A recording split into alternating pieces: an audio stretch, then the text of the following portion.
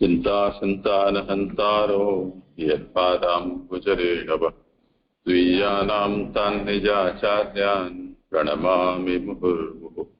यदनुग्रहतो जन्तुः सर्वदुःखार्तिको भवेत् तमहं सर्वदा वन्दे श्रीमद्वल्लभनन्दनम्।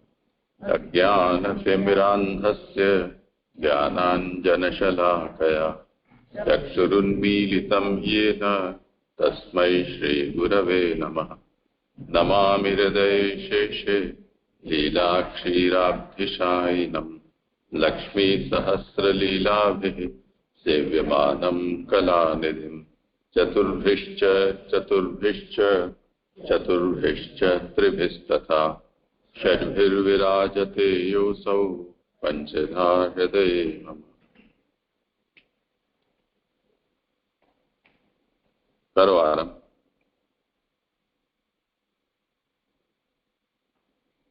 આજે જે દંડવત પ્રણામ.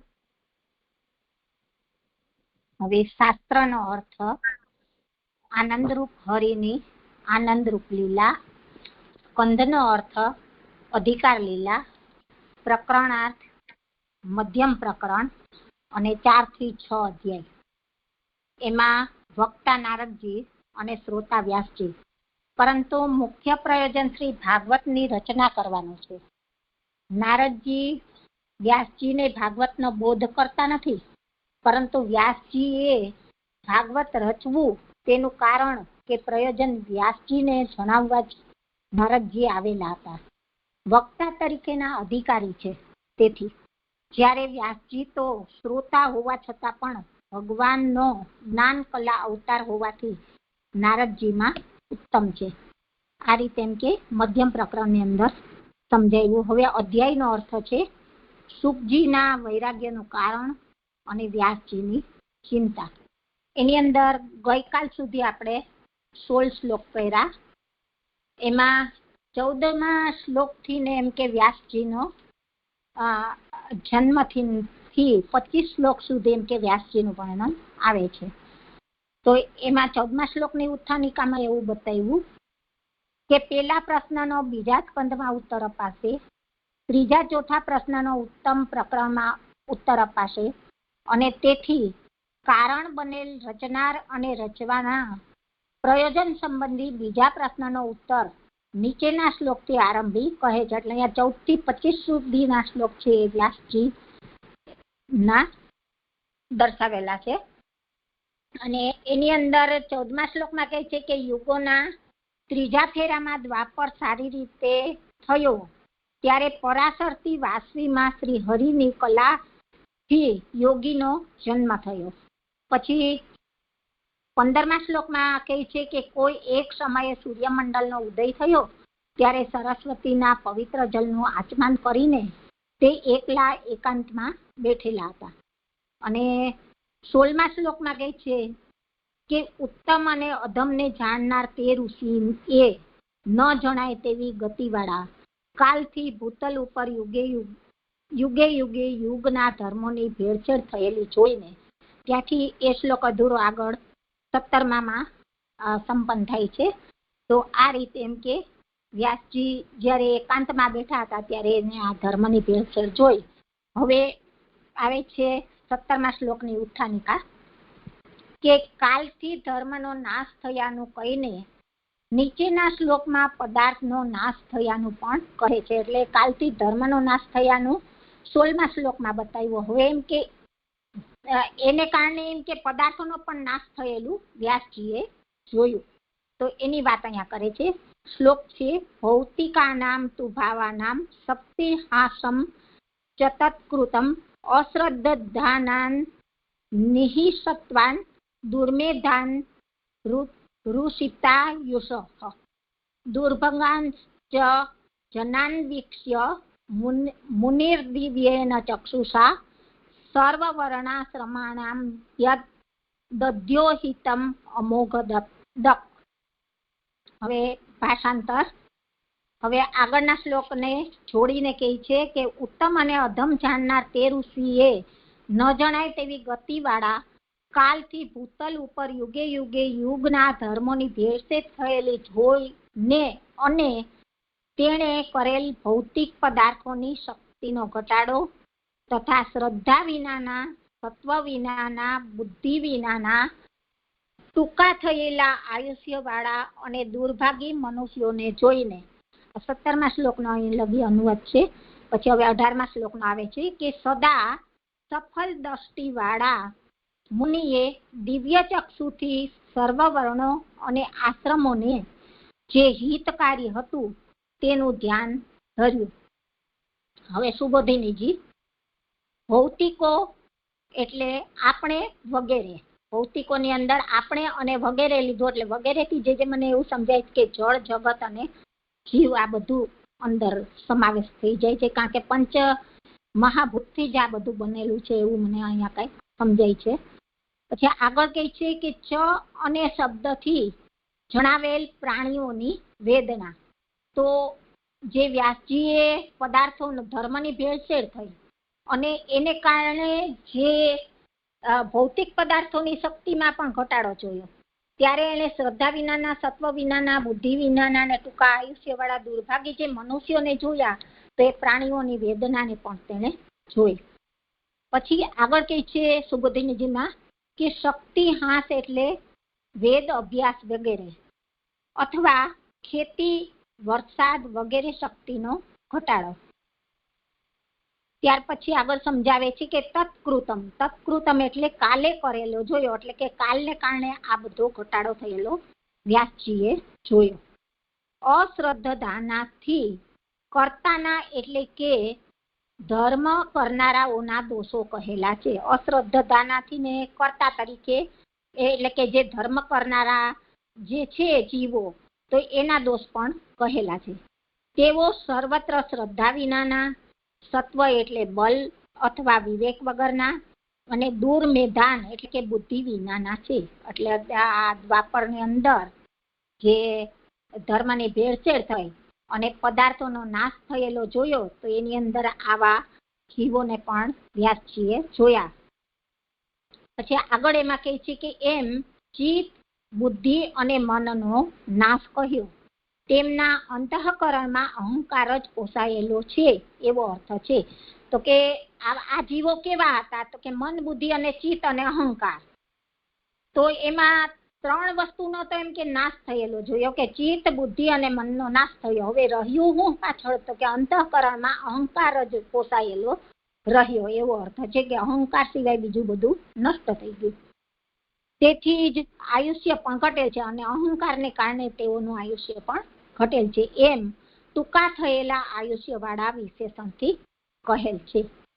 જે ઉપર છેલ્લે કીધું કે ટૂંકા આયુષ્ય વાળા થયા, તો એનું બતાવ્યું કે આવી રીતે એમ કે મન, બુદ્ધિ, ચિત્ત અને અહંકારથી પોસાયેલા હતા અને ત્રણ નો નાશ થયો હતો, તો એ તેનું આયુષ્ય પણ ટૂંકું થયેલું જણાયું. અહીંયા જે 17મો શ્લોક સંપન્ન થયો. કરું આગળ? આમાં એક પ્રથમ પંક્તિ છે, એમાં ચ અને શબ્દથી જણાવેલ પ્રાણીઓની વેદના.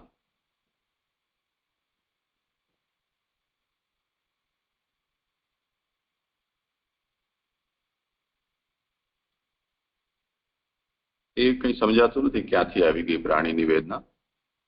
મૂળમાં તો કેવળ એટલું જ છે કે ભૌતિકા નામ એટલે અસ્મદાદી નામ અને ચકારાદ ભૂતા નામ.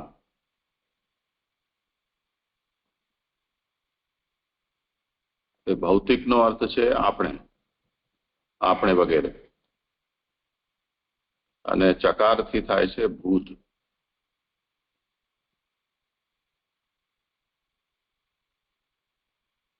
તો ભૂતોનો અને આપણો, ભૌતિક પદાર્થો નો એટલે આપણો અને ભૂતોનો શક્તિ હ્રાસ.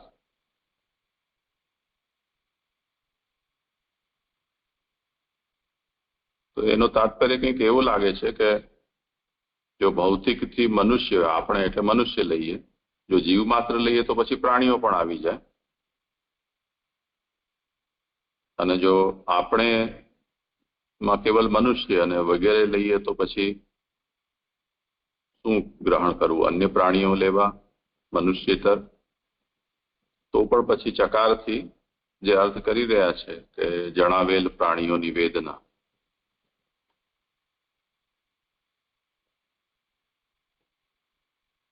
હવે આ કયા પાઠમાંથી એમણે ગ્રહણ કર્યું છે એ હજી નિશ્ચય નથી થઈ રહ્યો, કેમ કે મૂળમાં ચકારાદ ભૂતા નામ એટલું જ કહ્યું છે.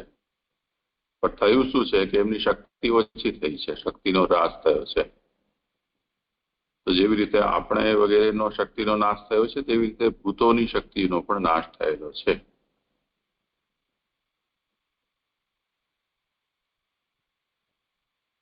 અને એ વિષય આગળ એ રીતે આવી રહ્યો છે કે શક્તિ હ્રાસ કઈ રીતે? તો જેમ સ્વાધ્યાયાદી નામ મનુષ્ય જે છે એની શક્તિનો હ્રાસ ભણેલા વેદનો સ્વાધ્યાય વગેરે કરવામાં આલસ્ય થઈ ગયું છે, ઉપેક્ષા થઈ છે.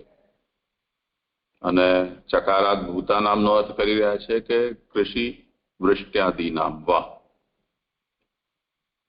એટલે આ તરફ ખેતીનું ઉત્પાદન છે કે વરસાદ વગેરે છે ઓછા થવા લાગ્યા છે તે પણ. તો ભૂતા નામથી આ મહાભૂતો જે છે એનો હ્રાસ થયો છે એવું જણાય છે.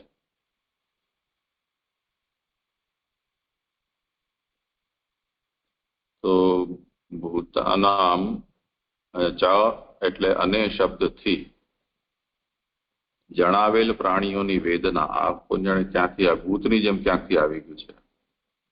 આવું ક્યાંય છે જ નહીં. તો એને જરા તમે એમ કરો, અત્યારે કોષ્ટકમાં રાખી દો અને શ્રી મહાપ્રભુજીએ જે અર્થ કર્યો છે ચકારાદ ભૂતાનામ,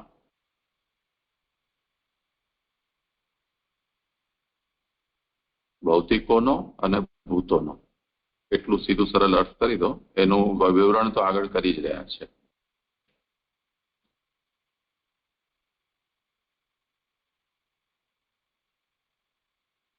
તમારા એમ જ છે ભૂતોનો, એમાં એટલે અને શબ્દથી જણાવેલ પ્રાણીઓની વેદના.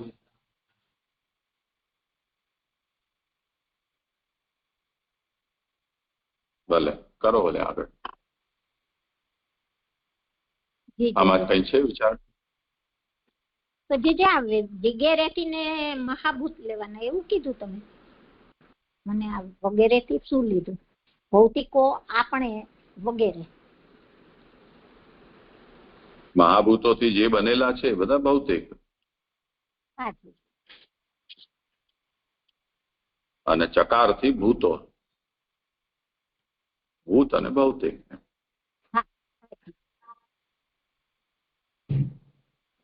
કરું આગળ જે છે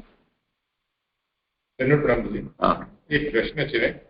આયા જે શ્રદ્ધા વિનાના અને સત્વ વિનાના જે બે લીધા છે એ બીજું તો સમજાય છે કે છે એવા એટલે બુદ્ધિ વિના ટૂંકા આયુષ્યવાળા એમના માટે કંઈક પ્રગટ કરે તો એમ થાય, એટલું ઉદ્ધાર થાય. પણ જેમની શ્રદ્ધા જ નથી અને જેને સત્વ એટલે વિવેક વગેરે જ નથી, તો પછી એમને તો ભાગવત વેચ્યા પછી બી તો એવું જ રહેશે ને એમની રીતે કે એમને પછી, કારણ કે એમને તો જયારે આપણે કઈ શ્રદ્ધા વિનાના યા તો સત્વ વિનાના એટલે શાસ્ત્રોમાં શ્રદ્ધા વિનાના યા પછી એટલે વિવેક વગેરે વિનાના, પછી જયારે ભાગવત પ્રગટ થશે તો પછી એમને કેમ, તો પછી અગર એમાં એમને શ્રદ્ધા નથી તો પછી આમાં કેમ શ્રદ્ધા થઈ શકે છે? હા, કરો સમાધાન. હજી એટલે મને એનો પ્રશ્ન બહુ તો નથી સમજાણો, પણ હું એવું સમજી કે શ્રદ્ધા વિનાના અને સત્વ વિનાના જે કહે છે, તો આ તો વ્યાસજી હજી એકાંતમાં બેઠા હતા ને ત્યાં એમણે આ બધું જોયેલું જ છે કે આવા એમ કે હવે પછીના જીવો છે, થશે એમ મને એવું સમજાય છે.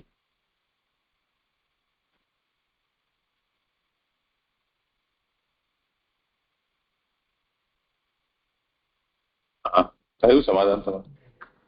એમાં એવું છે ને કે શ્રદ્ધા વિનાના વ્યાસે જોયું કે લોકો કેવા છે કે શ્રદ્ધા વિનાના સત્વ વિનાના. બીજું તો સમજાય છે કે બુદ્ધિના જે બુદ્ધિ વિનાના એ તો હોય તો એમને અગર આપણે એટલે ભાગવત રચશે તો એમને ઉપયોગમાં આવી શકે, પણ જે પહેલાથી શ્રદ્ધા વગરના છે યા સત્વ વિનાના છે, તો એમને પછી ભાગવત રચ્યા પછી બી તો કેમ શ્રદ્ધા ઉત્પન્ન થશે, એવી શંકા છે.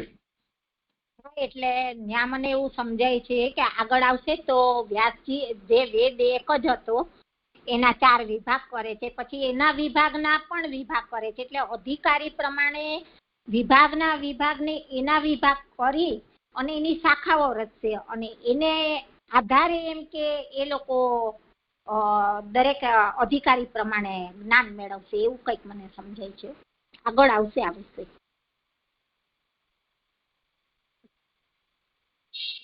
બરાબર છે ને? તો કરાવો ને.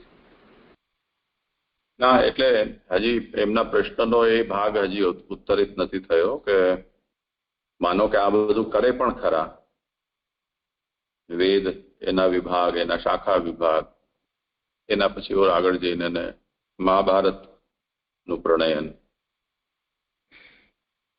એટલું કરવાથી પણ જે શ્રદ્ધા રહિત છે એને આ બધું શું કામ લાગવાનું છે? તો બીજા વિષયમાં તો સમજી શકાય કે જેમ શક્તિ હ્રાસ થયો છે તો ચલો આયુષ્ય અને બુદ્ધિ ઓછી થઈ ગઈ છે તો થોડું સિલેબસ છે એ થોડું નાનું કરી દઈએ કે એને આપણે વિભાજિત કરી દઈએ, સેમેસ્ટર સિસ્ટમ જેવી રાખી દઈએ તો ઓછા સમયમાં કરી શકાય, ઓછી બુદ્ધિવાળા પણ કરી શકે.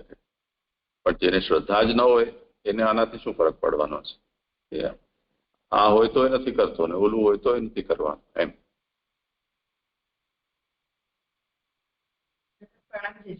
એટલે એવું લાગે છે અશ્રદ્ધાના, એનાથી કરતાના એટલે કે ધર્મ કરનારાઓના દોષો કહે છે એવું જે કહી રહ્યા છે. એટલે હવે કલિકાલ આવવા જઈ રહ્યો છે, ઉપર પણ આપણને બતાવ્યું 16મા શ્લોકમાં કે કાલથી ધર્મનો નાશ થયો છે એવું આપણને કાલે બતાવ્યું.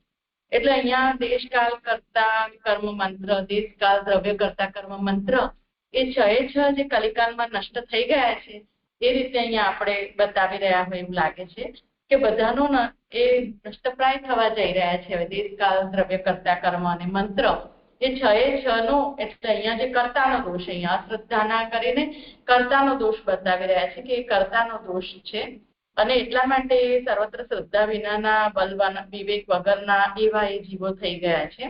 અને ટૂંકા થયેલ આયુષ્ય વાળા, એ પણ એક કહ્યું કે આયુષ્ય પણ એમનું ઘટેલું છે, બુદ્ધિ પણ નષ્ટ થઈ ગઈ છે. એના માટે અહીંયા વ્યાસજી પોતે અત્યારે તો વિચારી રહ્યા છે કે મેં આટલું બધું કર્યું, શું કર્યું? તો વર્ણ અને આશ્રમ વાળાઓ માટે જે કહ્યું ને કે એમના માટે પણ મેં હિતકારી થાય, સર્વ વર્ણ અને આશ્રમોને જે હિતકારી હતું તેનું ધ્યાન ધર્યું. એટલે એ બધું એમને કર્યું, વેદ કર્યો. આગળ આવશે હવે કે વેદ વર્ણ આશ્રમનું હિત કરનારો એવો ધર્મ એમને પ્રકટ કર્યો કે જે એવા છે, આવા અશ્રદ્ધા વાળા છે, વર્ણ અને આશ્રમ પણ સારી રીતે આચરી શકે એના માટે ધર્મનું નિરૂપણ કર્યું. પછી આગળ આવશે કે વેદના વિભાગ કર્યા ને એ બધું આવશે. એમને આગળ એમ પણ કહ્યું કે ભગવતજી જો કરશે, જો વ્યાસજી, તો એમાં પણ કેવી રીતે આ લોકો એમાં જોડાશે જો શ્રદ્ધા જ નથી તો એટલા માટે જ અહીંયા વર્ણ અને આશ્રમોનું જે પાલન કરશે ધીરે ધીરે એવી રીતે જો આ રીતે કરશે અને સાથે સાથે ભાગવતજી કરશે તો જે સાધન પ્રકરણમાં પણ કહ્યું છે કે ભાગવત માર્ગેનું કથનચિત તરિષ્યતિ, એવું કંઈક અહીં કહેવા માંગતા હોય એવું મને તે જણાય છે. જીજી, બીજું વધારે તો નથી જણાતું છે. આનું જ પૂરક વાક્ય તરીકે મને એટલું જ કેવું હતું કે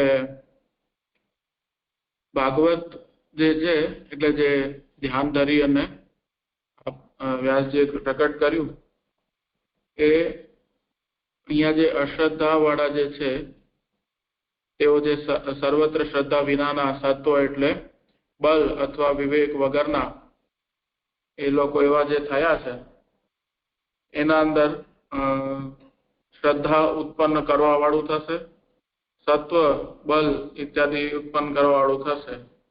તો અહીંયાથી તો એ રીતે જ અર્થ અહીંયા સમજાય છે કે જે એવા બલ વિનાના થઈ ગયા છે એ લોકોના હિત માટે વ્યાસજી આ પ્રકટ જે કર્યું છે એનાથી એ લોકોને સત્વ એના અંદર આવશે, એમના અંદર થોડી ઘણી શ્રદ્ધા આવશે નિષ્ઠા થશે કર્મ પ્રત્યે. હા શરદ બાબા પ્રણામ. મને હિના કહ્યું ને એવું, પણ શું છે અહીં કે શ્રદ્ધા વિનાના ક્યાં થયા છે કે જે ધર્મ બતાવ્યા છે વૈદિક, તો વૈદિક ધર્મના એ અધિકારી નથી, તેથી વૈદિક ધર્મમાં એમને શ્રદ્ધા પણ નથી એવું જોયું. હવે આ અત્યારે કલયુગમાં એ ભાગવત ધર્મથી જે સકથનચિત તરી છે, મને પણ એ જ કેવું હતું એટલે મેં કર્યું છે કે ભાગવત ધર્મથી ના અધિકારીઓ છે, તેથી હવે આ વર્ણાશ્રમમાં ને શ્રદ્ધા વગરના થઈ ગયા છે. પણ ભાગવત ધર્મમાં જે અધિકારીઓ છે એના માટે હવે વ્યાસજી પ્રયત્ન કરી રહ્યા છે. આ કલ્પેશનો પ્રશ્ન શું હતો કે શ્રદ્ધા વગરના થઈ ગયા છે, શ્રદ્ધા કેમ આવશે? તો શ્રદ્ધા ક્યાં નથી એમની. વર્ણાશ્રમના ધર્મો જે બતાવ્યા છે વેદમાં, તેમાં હવે કલિકાલ છે એટલે વેદના અધિકારી જ કોઈ નથી, શ્રદ્ધા કેમ થશે?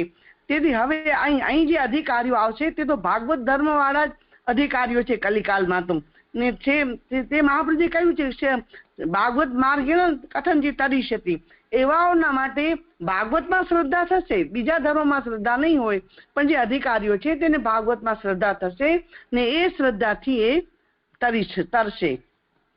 એટલે બીજા સ્કંદમાં જે શ્રદ્ધા આવશે ને એ શ્રદ્ધા પણ એ મુખ્ય બે જે છે સાધન શ્રદ્ધા, તો એ શ્રદ્ધા મને સમજાય છે. શ્રદ્ધા મને એટલું સમજાયું. પ્રણામ.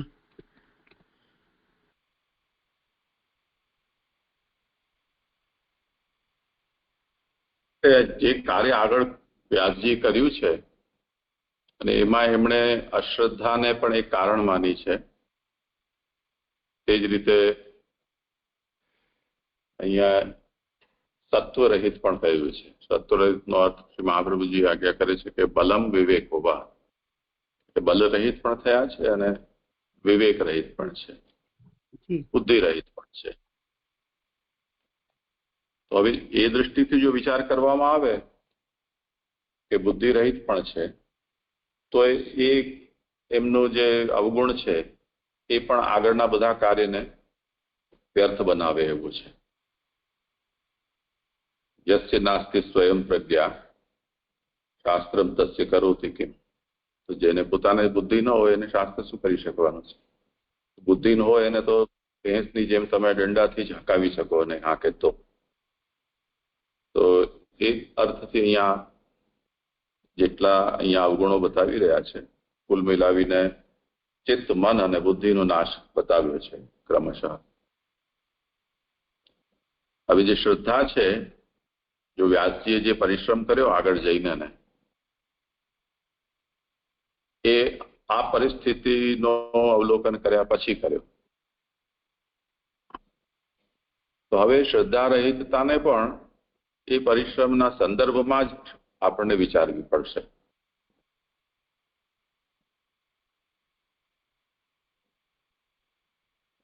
અમારે એક વખત કામવાળા બેનની જરૂર પડી, તો અમને ત્યાં કામ કરતા હતા બેન, એમને પ્રભુજીએ બોલાવીને કહ્યું કે આવું કંઈક કામ કરવાનું છે. તો બધું જોઈ ગયા પછી આમ માથું હલક ડોલક કરતા કરતા જતા રહ્યા. આટલું મારાથી નહીં થાય. તાત્પર્ય એમનો એમ હતો કે એક રૂમ બે રૂમ પૂરતી વાત હોય કે એક સમયના 4-5 ટોપિયા અને 2-3 ગ્લાસ લોટી ને થાળી કટોરી હોય એટલું હોય તો હું કરી દઉં, તો આ વોલ્યુમમાં હોય તો નહીં થાય. તો આ શ્રદ્ધા રાહિત્ય થઈ ગયું. જેમની પણ અત્યારે શ્રદ્ધા રહિતતા વ્યાસજીને દેખાઈ રહી છે, એના પાછળનું એક કારણ આ પણ હોઈ શકે, કેમ કે એમણે એ જોઈને ને આ કામ કર્યું એવું વિચારીને કે હવે તો શ્રદ્ધાશીલ થશે. તો એ જે અહીંયા એમણે પરિસ્થિતિ જોઈ એના અનુરૂપ જે કાર્ય કર્યું, હવે આપણે કાર્યને અનુલક્ષીને વિશેષણ આપ્યું છે, એનો અર્થ વિચારવો પડશે. તો શ્રદ્ધા રહિતતાનો મતલબ જે નાસ્તિકતા એવું મતલબ નથી. જેમ આપણે પણ આજે આપણી પરિસ્થિતિ વિચારીએ તો ધર્મશાસ્ત્રોને તો કોઈ વાંચતું નથી, ન તો તે અનુસાર કોઈ વર્ણાશ્રમના કર્તવ્યોની કોઈ જિજ્ઞાસા કરે છે. હવે જેમ આપણે જે લોકો આ ગ્રંથોનું અધ્યયન કર્યા પછી, કે જેમ સાધન દીપક આજે માત્ર સમજી લો, બહુ વિસ્તારમાં ન જાઓ, તો ત્યાં જે દિનચર્યા શ્રી ગોપીનાથજીએ બતાવી છે એ કોઈ પુષ્ટિમાર્ગી આવે અને આપણે એમ કહીએ કે આ પુષ્ટિમાર્ગ છે ને આ રીતે કરવાનું, તો એ પણ ઓલી કામવાળીની જેમ આમ કરવામાં આ તો નહીં થાય. એ તો પછી કૃષ્ણ એવો ગતિર્બ્રહ્મ સિવાય બીજું કઈ થાય એવું છે જ નહીં. એમ ખબર નથી એટલે બધું હાલી રહ્યું છે, ખબર થાય તો બધાની ડોકી આમ હલવા લાગે. તો શ્રદ્ધા રાહિત્ય આ અર્થમાં છે, સ્પેસિફિક સેન્સમાં શ્રદ્ધા રાહિત્ય છે એમ સમજવું જોઈએ.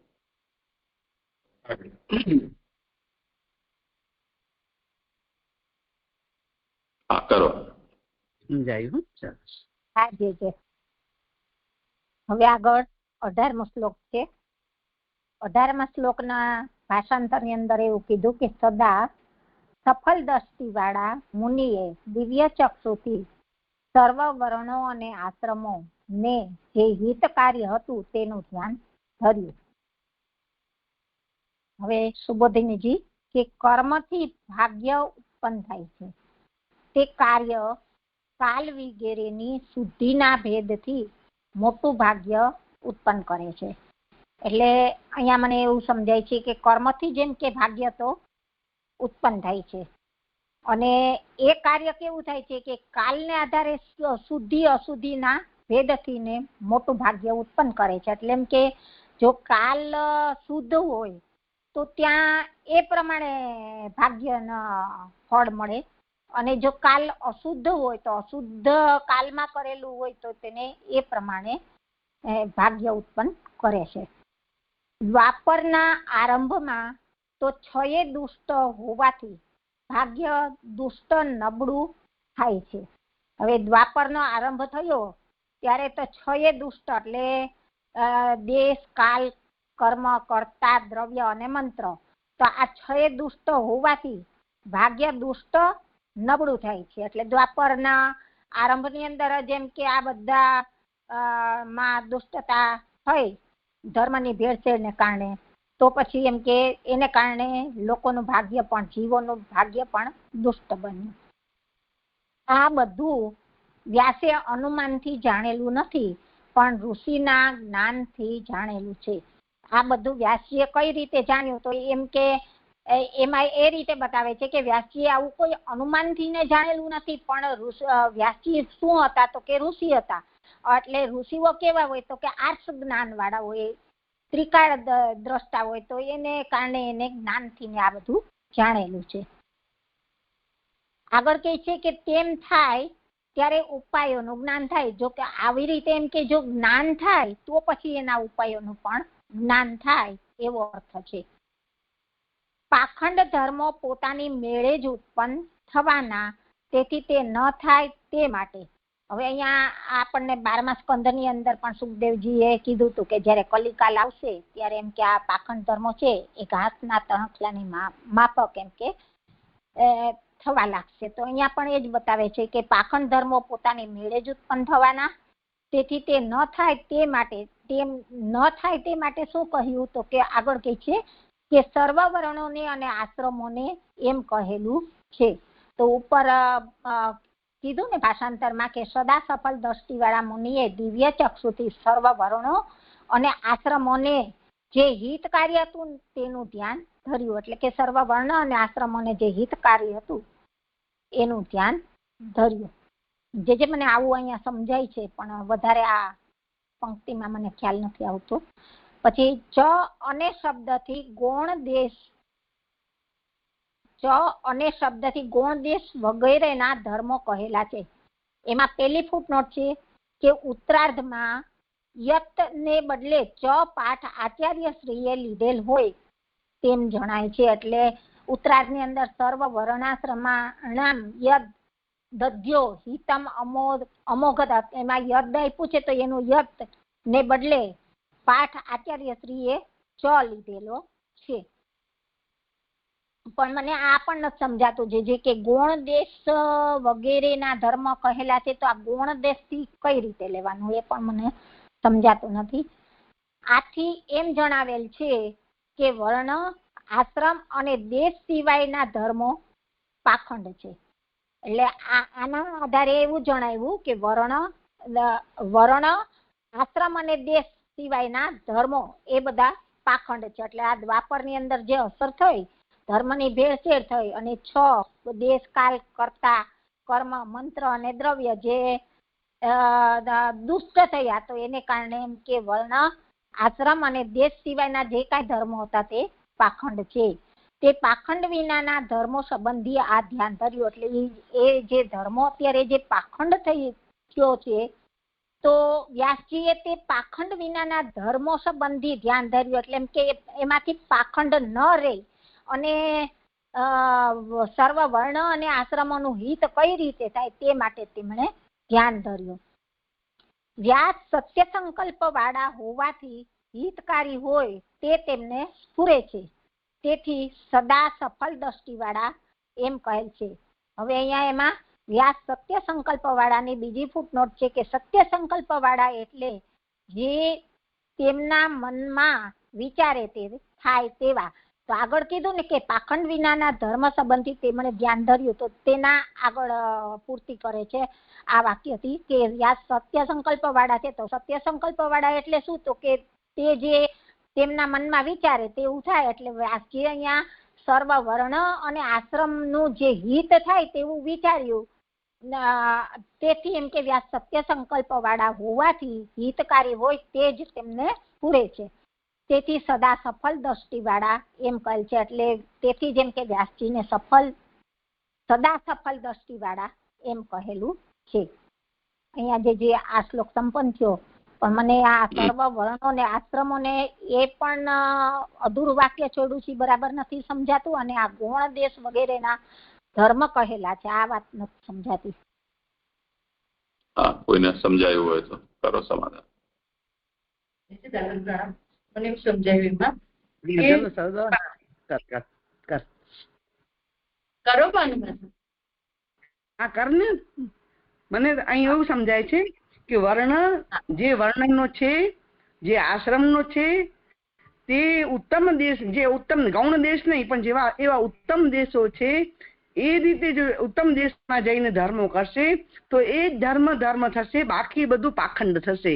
એટલું મને સમજાય છે. ગૌણ દેશ એટલે આપણે અંગ બંગ કલિંગ કૈકટ આ બધું જે ગૌણ દેશો છે ત્યાં ધર્મ કરવાની મનાઈ છે. યજ્ઞ પણ જો આપણે અમુક જગ્યાએ કરવાનું, અમુક ભૂમિ જોવાનું, એટલે દેશને જોઈને, એટલે દેશ કાળને અનુલક્ષમાં લઈ અને વર્ણ પોતાનું કયો છે ને પોતાનો આશ્રમ કયો છે એનું ધ્યાન સરખી રીતે સમજી અને જે ધર્મો થશે તે ધર્મ બનશે, બાકી બધું પાખંડ થશે. એટલું સમજાવ્યું હિના મને. સરદાર પ્રણામ. આગળ મને તો એવું સમજાયું કે સર્વ વર્ણોને અને આશ્રમોને એમ કહેલું છે. ચ અને શબ્દથી ગૌણ દેશ વગેરેના ધર્મો કહેલા છે. એટલે પાખંડ ધર્મો તો એની જાતે જ ઉત્પન્ન થશે એમ કહી દીધું. એટલે એવા પાખંડ ધર્મો ના થાય તે માટે વર્ણ અને આશ્રમ ધર્મો બતાવ્યા. જે અહીંયા હિતકારી બતાવે ને, વર્ણ આશ્રમ ધર્મો જે હિતકારી હતું તેનું ધ્યાન ધર્યું. એટલે વ્યાસજીએ શું કર્યું? વર્ણ અને આશ્રમ ધર્મો બતાવ્યો. એનાથી અહીંયા કે છે ગૌણ દેશ વગેરેના ધર્મો કહેલા છે. એમાં મને એવું સમજાય છે કે દેશ, કાળ, દ્રવ્ય, કર્તા, મંત્ર અને કર્મ એ 6 છે ને એના જે ધર્મો છે એ કેવા બતાવ્યા? તો જે દેશ ગૌણ એટલે જે મુખ્ય જે દેશ કાળ બધું તો નષ્ટ છે, એ 6 નષ્ટ થઈ ગયા છે, દુષ્ટ થઈ ગયા છે, એટલે એ ધર્મો તો બતાવાય નહીં. એટલે એ જે 6 ના ધર્મો બતાવે, દેશ વગેરેથી 6 સમજાય છે મને કે એના ધર્મો જે કયા, એ ધર્મો જે દેશમાં જેવો વર્ણ અને જેવા આશ્રમનું પાલન કરી શકાય એવા ધર્મો કયા વ્યાસજીએ એવું જણાવ્યું. વર્ણ, આશ્રમ અને દેશ સિવાયના ધર્મો પાખંડ છે. એટલે જે પ્રકારે જે દેશમાં જે પ્રકારના વર્ણ અને આશ્રમ ધર્મોનું પાલન થઈ શકે તેવા ધર્મોનું અહીંયા વ્યાસજીએ એમને બતાવ્યું, જેનાથી પાખંડ અટકે. એટલા માટે કીધું કે પાખંડ ન કરે એવા. અને બીજું આપણને ગીતાજીમાં પણ જે કહ્યું છે ને, પરધર્મ ભયાવહ, એટલે વ્યાસજી એ રીતે પણ કે જેનો વર્ણ જે વર્ણ વાળો છે, જે આશ્રમ છે, એને એ જ ધર્મ પાલન કરવાના, નહીં તો પાછું પાખંડ થઈ જશે. એ રીતે મને અહીંયા સમજાય છે. એટલે આ રીતે વર્ણ અને આશ્રમ ધર્મ એમને, અને વ્યાસજી તો ધર્મ સંબંધી ધ્યાન ધર્યું એમ કરીને સત્ય સંકલ્પ વાળા છે, એટલે બધાને હિતકારી થાય એવું એમને આ કર્યું. એવું મને જે સમજાય છે. થયું સમાધાન? ના હજી મને ગૌણ દેશનું નથી ખ્યાલ આવતો કઈ. તો જે ગૌણ દેશમાં તો જે એવા દેશો છે કે જ્યાં ધર્મ કરવાની મનાઈ છે ત્યાં નહીં કરવાના, એ મને ગૌણ દેશ સમજાયું. હવે આપ કરો ભલે જીજી. ગૌણ દેશથી એવું સમજાયું કે દેશ કાળ દ્રવ્યાદિ જે છે ને એ તો મુખ્યતાથી તો નષ્ટ થઈ ગયા છે, એટલે જે દેશમાં જે વર્ણ અને જે આશ્રમ ધર્મનું પાલન કરી શકાતું હોય એવા વર્ણ આશ્રમ ધર્મનું પાલન કરવાનું વ્યાસજીએ સમજાવ્યું. એવી રીતે એ રીતે ધર્મો એમને બતાવ્યા, એ રીતે પછી પાલન કર્યું એમ, તો પછી હિતકારી થશે જ બધા માટે. એ રીતે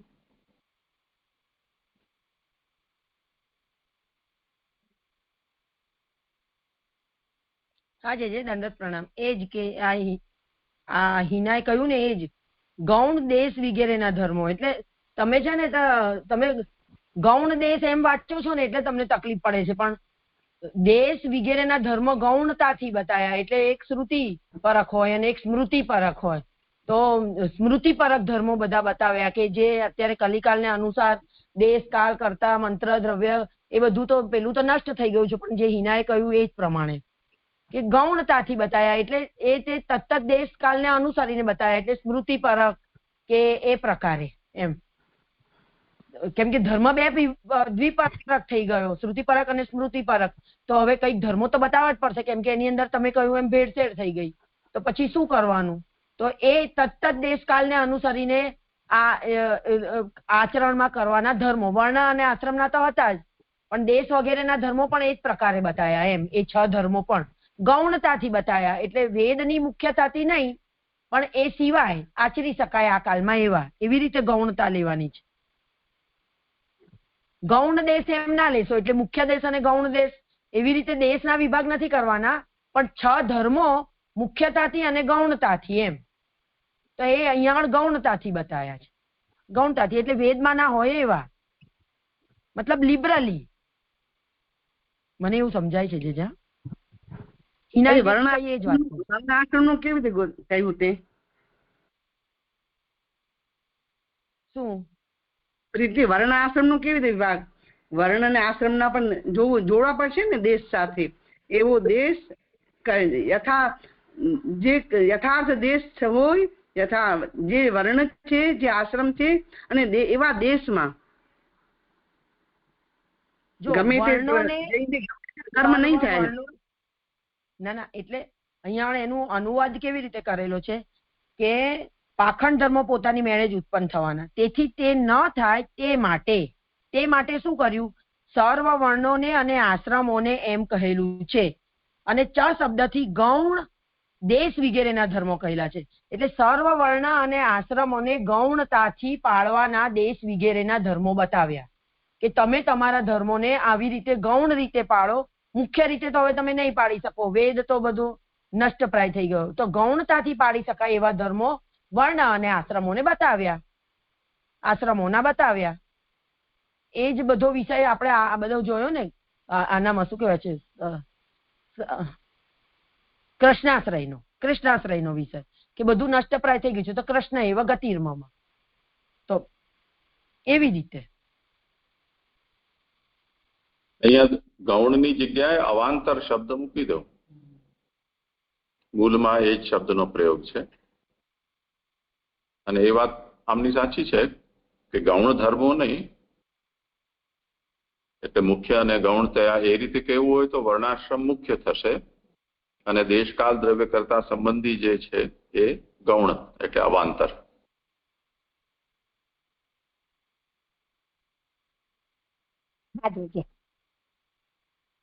એટલે વ્યાસજીએ મુખ્ય ધર્મોનો પણ વિચાર કર્યો. એટલે મુખ્ય ધર્મ એટલે વર્ણાશ્રમ, અને અવાંતર ધર્મ એટલે દૈશિક ધર્મો, કાલિક ધર્મો, એનો પણ વિચાર કર્યો.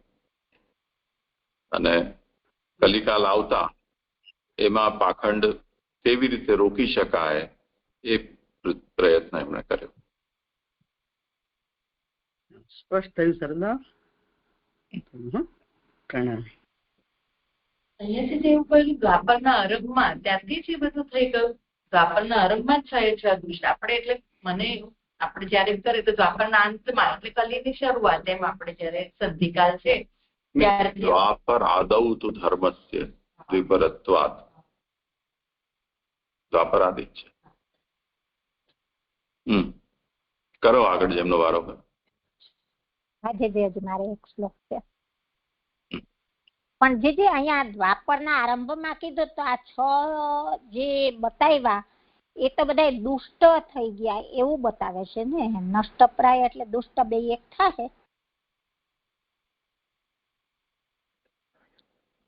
કોણ કે છે કે નષ્ટ થઈ ગયા?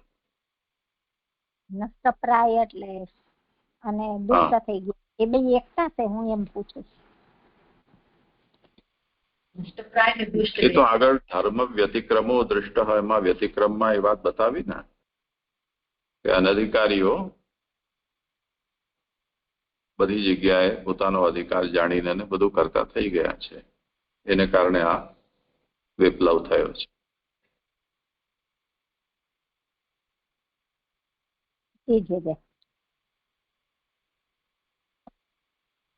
હવે આગળ આપે હમણાં એક મિનિટ. હા તારુબેન એક મિનિટ કરે છે. જે આપે હમણાં એમ કહ્યું ને કે મુખ્ય અને ગૌણતાથી એવી રીતે લેવાનું કે જો ગૌણતાથી દેશ વગેરે એટલે દેશ કાળ કરતા દ્રવ્ય એ વગેરે લો અને તો પછી એની સામે મુખ્ય તરીકે વર્ણ અને આશ્રમના ધર્મો. તો એટલે શું એમાં જરા મને ના સમજાયું છે કે મુખ્ય તરીકે વર્ણ અને આશ્રમ અને ગૌણતાથી દેશ વગેરેના ધર્મો, તો એ કેવી રીતે, એટલે એક્ઝામ્પલ તરીકે કેવી રીતે લેવાનું છે? કરો જેમને કરવું હોય સમાધાન.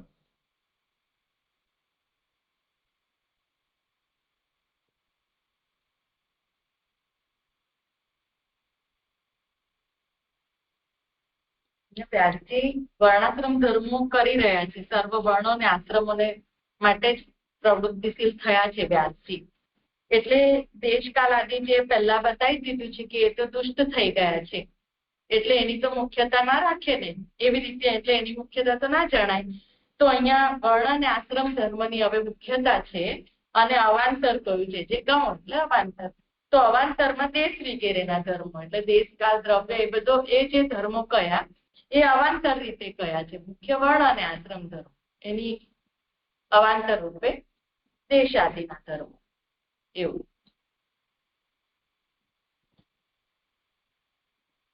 કૃષ્ણ સેવા સદા કાર્ય આ મુખ્ય ધર્મ થયો. હવે કૃષ્ણ સેવા ક્યાં કરવી, ક્યારે કરવી, શેનાથી કરવી, કોની સાથે કરવી, કયા હેતુથી કરવી, આ બધા એના આનુષંગિક ઉપદેશો થયા. એ અવાંતર ધર્મ થઈ ગયા. એમ સ્નાન કરવું એક ધર્મ છે. ક્યાં કરવું સ્નાન, કયા જલથી સ્નાન કરવું, કેટલા વાગે કરવું સ્નાન, આ અવાંતર થઈ ગયો એના.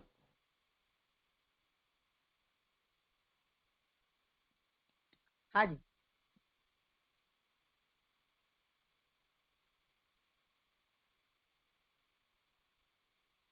કરો ભલે આગળ. હવે આગળ 19મા શ્લોકની ઉત્થાનિકા કે યજ્ઞ જ સર્વ વર્ણો અને આશ્રમોનું હિત કરનારો છે એમ નીચેના શ્લોકમાં કહે છે. ચાતુર્હોત્રમ કર્મ શુદ્ધમ પ્રજાનામ વીક્ષ્ય વૈદિકમ યદ યજ્ઞ સંતત્યૈ વેદમ એકમ ચતુર્વિધમ. ભાષાંતર: પ્રજાનું 4 હોતા વાળું શુદ્ધ વૈદિક કર્મ જોઈને યજ્ઞનો વિસ્તાર થાય તે માટે એક વેદને 4 પ્રકાર વાળો કર્યો. હવે સુબોધિનીજી, ઋષિનું જ્ઞાન હોવાથી તેમાં યુક્તિની જરૂર નથી. એમાં પેલી ફૂટનોટ છે, ઋષિનું જ્ઞાન હોવાથી એટલે કાલે કરેલ દોષને લીધે કાલને આધીન યજ્ઞ સર્વનું હિત કરનારો કેમ થાય એવો પ્રશ્ન થાય. તેથી આ કહેલ છે આમાં યુક્તિ એટલે કે તર્કની જરૂર નથી. એટલે અહીંયા ફૂટનોટમાં પુરુષોત્તમજી શંકાને આધારે એમ કે ઉપરનું સમજાવે છે સુબોધિનીજીમાં કે કાલે કરેલ દોષને લીધે કાલને આધીન યજ્ઞ થઈ ગયો. અહીંયા જે યજ્ઞ કરવાનું કહે છે તો યજ્ઞ તો કાલને આધીન થઈ ગયો, તો યજ્ઞ કાલને આધીન યજ્ઞ સર્વનું હિત કરનારો કેમ થાય? જો એવો કોઈને પ્રશ્ન થાય તો એના જવાબમાં પુરુષોત્તમજી સમજાવે છે કે આમાં કોઈ યુક્તિ કે તર્કની જરૂર નથી, કારણ કે આ જ્ઞાન કેવું છે તો કે ઋષિનું જ્ઞાન હોવાથી તેમાં યુક્તિની જરૂર નથી. એટલે કે વ્યાસજી ઋષિ છે, અને ઋષિ છે તે કેવા છે તો કે મંત્ર દ્રષ્ટા હોય અથવા તો આર્ષ જ્ઞાન વાળા હોય, તો એને કારણે એમ કે એમાં કોઈ યુક્તિની જરૂર નથી. પછી અહીંયા મુક્તિ છે તો મેં જયારે સાંભળી ઓલામાં ત્યારે એમાં યુક્તિ કરાવેલું છે, તો મુક્તિની જગ્યાએ યુક્તિ તો એવી છે કે આ તે વિષ્ણુ નામનો અધિયજ્ઞ છે. તો એમ કે આ શ્રુતિનું વચન છે કે આ યુક્તિ તો એવી છે કે આ તે વિષ્ણુ નામનો અધિયજ્ઞ છે.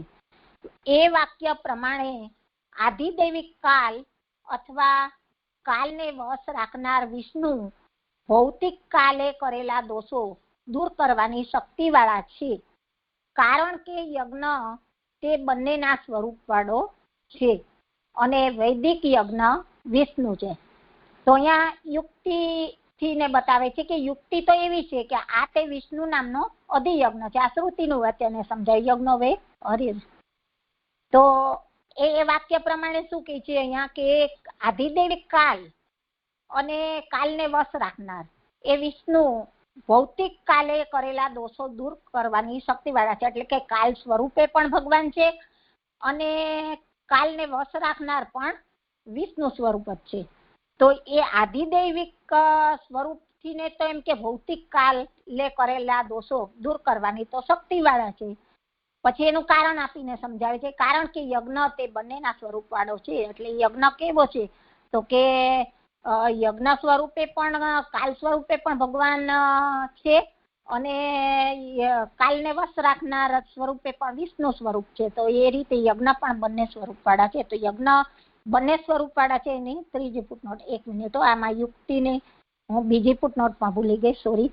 અહીંયા બીજી ફૂટનોટમાં કહે કે છતાં મંદ બુદ્ધિ વાળાઓને સમજાવવા યુક્તિ કહે છે. તો યુક્તિ શબ્દ શા માટે વાપરો કે આવું સમજાવવું શા માટે પડ્યું? તો કે મંદ બુદ્ધિ વાળા ને સમજાવવા માટે આ યુક્તિ શબ્દ અહીંયા સમજાવેલ છે. અને ત્યાર પછી ત્રીજી ફૂટનોટ, કારણ કે યજ્ઞ તે બંનેના સ્વરૂપ વાળો છે. એમાં ત્રીજું બતાવે છે કે આ વિષ્ણુ નામનો અધિયજ્ઞ છે તે ગણતરી કરનારાઓમાં ઉત્તમ કાલ છે. એ વાક્ય પ્રમાણે યજ્ઞ આ 2 સ્વરૂપ વાળો છે. એટલે કે યજ્ઞ રૂપ અને વિષ્ણુ રૂપ, એમ 2 સ્વરૂપ વાળો આ યજ્ઞ છે. અને વૈદિક યજ્ઞ વિષ્ણુ છે. આ જે વૈદિક યજ્ઞ પણ છે તે વિષ્ણુ છે. તો એની ચોથી ફૂટનોટ છે કે યજ્ઞ ખરેખર વિષ્ણુ છે એ શ્રુતિ પ્રમાણે. તો એ શ્રુતિના વચનથી પણ યજ્ઞ છે તે વૈદિક યજ્ઞ તો વિષ્ણુનું સ્વરૂપ જ છે.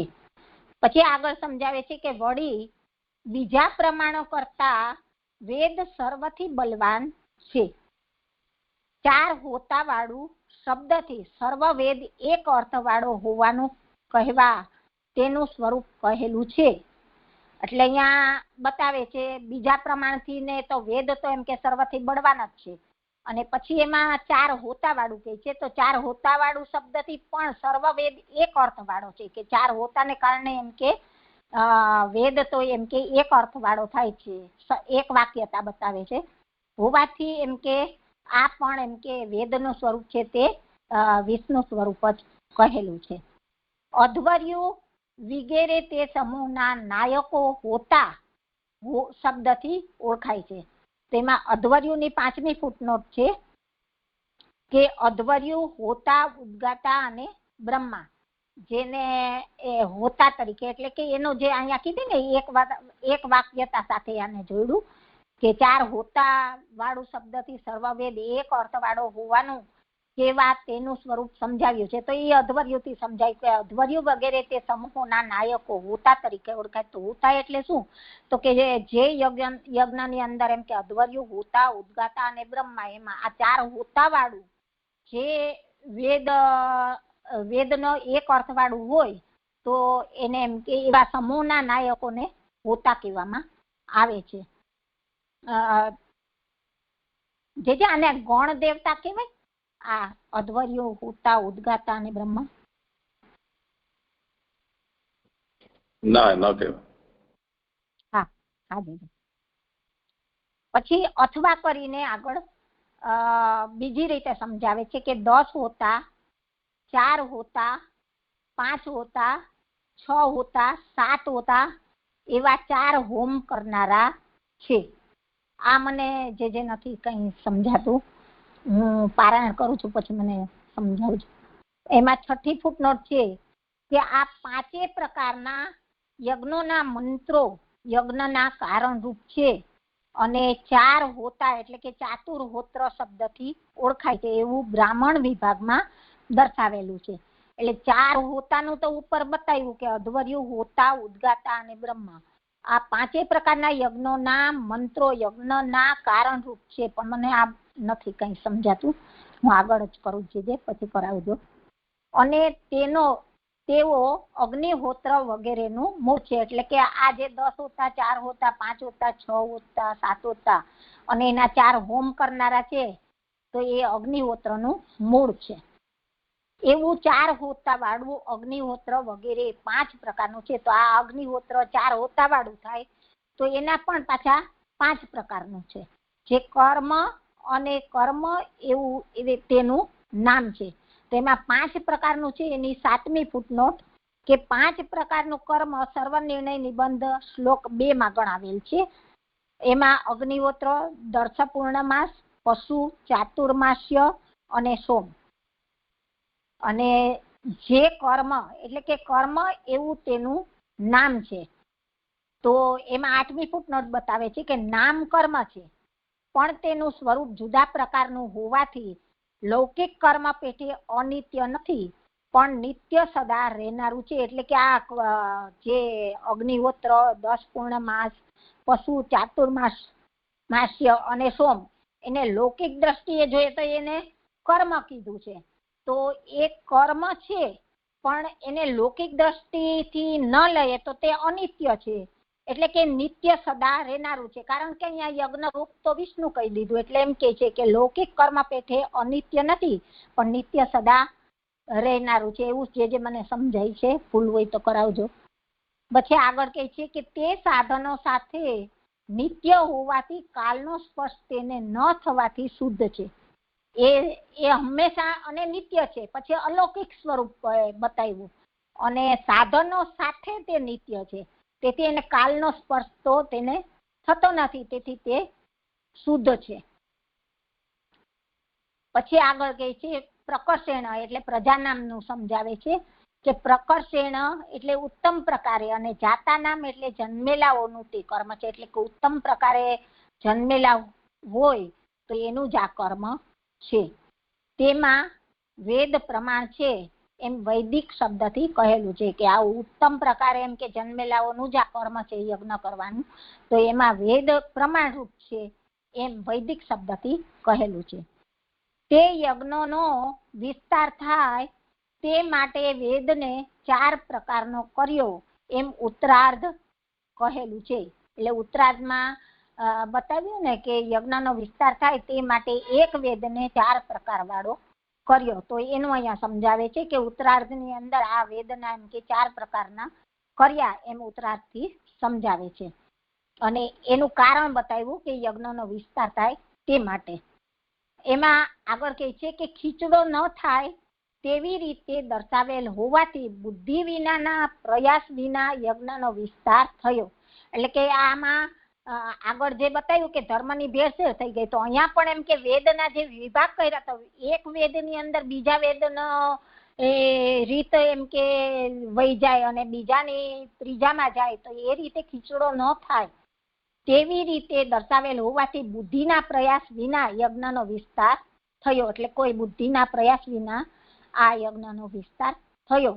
અથવા કરીને કહે છે કે અથવા જુદા ન હતા તેવા યજ્ઞમાં અંશના ભેદથી અવસ્થાથી એક વેદને 4 પ્રકારે કર્યો. એટલે કે વ્યાસજી અહીંયા આ જુદા ન હતા એટલે કે એક જ વેદ હતા એમાંથી ને એના તેવા યજ્ઞમાં અંશ સ્વરૂપે એટલે એમ કે ભગવાનના અંશ સ્વરૂપ, એમાં કોઈ ન્યૂનતા નથી, એમ કે કોઈ પણ વેદ ના જે વિભાગ કરેલા છે એમાં કોઈમાં ઓછું અને કોઈનામાં વધારે એ રીતે પણ નથી. એવા અંશના ભેદથી અને અવસ્થાથી મને જે જીવોની અવસ્થા સમજાય કે જે જીવોની જેવી અવસ્થા હોય એ પ્રમાણે એક વેદને 4 પ્રકારે કર્યા.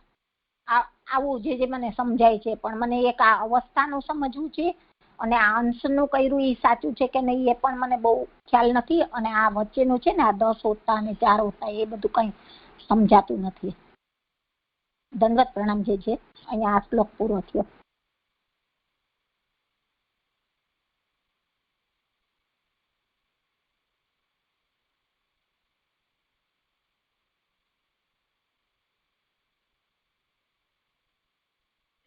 જે દંડવત પ્રણામ. મને પ્રશ્ન છે એટલે મેં હેન્ડ રેઝ કર્યો હતો. પછી કારણ કે મને પણ આમાં આને કનેક્ટેડ જ છે કે આ 5મી ફૂટને જે છે ને અધ્વર્યુ હોતા ઉદ્ગતા ને બ્રહ્મા તે નથી સમજાતું, અને 8મી ફૂટનોટનું જે છે ને એના પછી લખ્યું છે કે તે સાધનો સાથે નિત્ય હોવાથી કાલનો સ્પર્શ તેને ન થવાથી શુદ્ધ છે. એ લાઈન પણ નથી સમજાતી. જે દંડવત પ્રણામ. હા જે અને મને આ જે 19મા શ્લોકના જે એ છે ને ભાવાર્થ, એમાં પ્રજાનું 4 હોતા વાળું શુદ્ધ વૈદિક કર્મ જોઈને, તો એ મને ના સમજાયું કે પણ શુદ્ધ વૈદિક કર્મ તો આગળ તો આપણે એમ કહ્યું કે હવે આ બધું અશુદ્ધ થયું કે દુષ્ટ થયું, તો પછી પ્રજાનું 4 હોતા વાળું શુદ્ધ વૈદિક કર્મ જોઈને યજ્ઞનો વિસ્તાર કર્યો અને વેદના વિભાગ કર્યા, તો એટલે કેવી રીતે સમજવાનું એ બધું છે? એ અહીંયા જો કે નીચે બધું બતાવ્યું છે પણ મને એ ના સમજ પડ્યું કે શુદ્ધ વૈદિક કર્મ જોઈને. એટલા માટે જે મને જેમને જે પણ સમાધાન કરવું.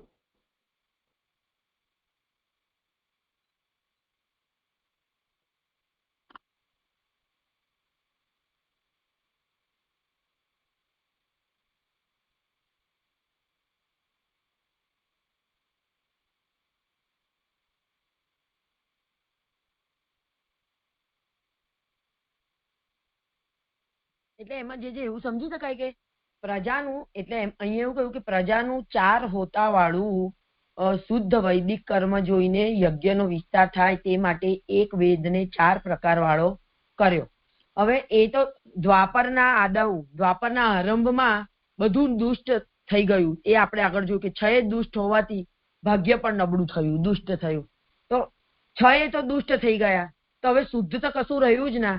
પણ જેમ આપ આજ્ઞા કરો છો કે દરેક વખતે કે બધું કઈ નષ્ટ નથી થઈ ગયું એટલે ના જ રહી ગયું એવું નથી થયું, તો કોઈ કરવા વાળા છે તો એમના માટે આ હશે એવું વિચારી શકાય ને? જે કે નષ્ટ પ્રાય છે એટલે કોઈક તો કરવા વાળા છે, થોડુંક તો બચી ગયું છે ને થોડુંક તો ગયું છે ને થોડુંક તો બચી ગયું છે, તો જેમના માટે બચી ગયું છે એમના માટે આ કર્યું હોય જે એવું વિચારવાનું. એટલે પ્રીતિબેન મને એમાં એવું લાગે છે કે આ તે વિષ્ણુ નામનો અધિયજ્ઞ છે. એ જે કહી રહ્યા યજ્ઞો વય વિષ્ણુ હું, એમાં સર્વનિર્ણયમાં પણ જે આજ્ઞા કરી રહ્યા છે, તો યજ્ઞ એ પ્રભુનું જ સ્વરૂપ છે એવું જયારે કહી રહ્યા છે, તો એમાં તો પછી નષ્ટપ્રાયતા નથી સમજી શકતા ને આપણે. યજ્ઞ છે એ ભગવાનનું સ્વરૂપ છે, એના સાધનો છે એ પણ ભગવાનનું સ્વરૂપ છે એવું કહી દે તો પછી એમાં નષ્ટપ્રાય આપણે ના બોલી શકીએ ને. એવું અહીંયા કહેવા માંગતા હોય ને. યજ્ઞના સંબંધમાં હું કહેતી જ નથી, યજ્ઞના સંબંધમાં હું કહેતી જ નથી, કર્તાના સંબંધમાં કહું છું. પ્રજાનું 4 હોતા વાળું શુદ્ધ વૈદિક કર્મ, તો એ તો કર્તાની વાત છે ને અહીંયા આગળ. તો કર્તાઓ તો બધા હવે ક્યાં અહીંયા આગળ શુદ્ધ રહ્યા છે? તો શુદ્ધ વૈદિક કર્મ ક્યાં રહ્યું? તો શું સહેન સહી દેવાનો કે જે કરી શકે, જે આચરી શકે એવા હોય એમના માટે શુદ્ધ હશે એવું જ વિચારવું જોઈએ ને, એમ કહું છું.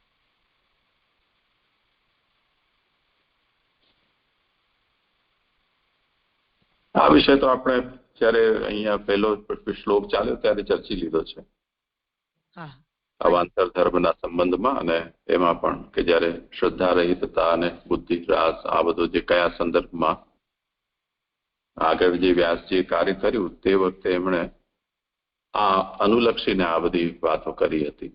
તો એ સંદર્ભમાં આ વિષય તો આપણે ચર્ચાઈ ગયો છે. હા, હવે એવો જ એ જ સંદર્ભ કઈ લેવાનો વાત છે. હા, હા. બાકી રહ્યો વિષય આમનો છે કે 4 હોતા વાળું શુદ્ધ વૈદિક કર્મ જોઈને યજ્ઞનો વિસ્તાર થાય તે માટે એક વેદને 4 પ્રકાર વાળો કર્યો.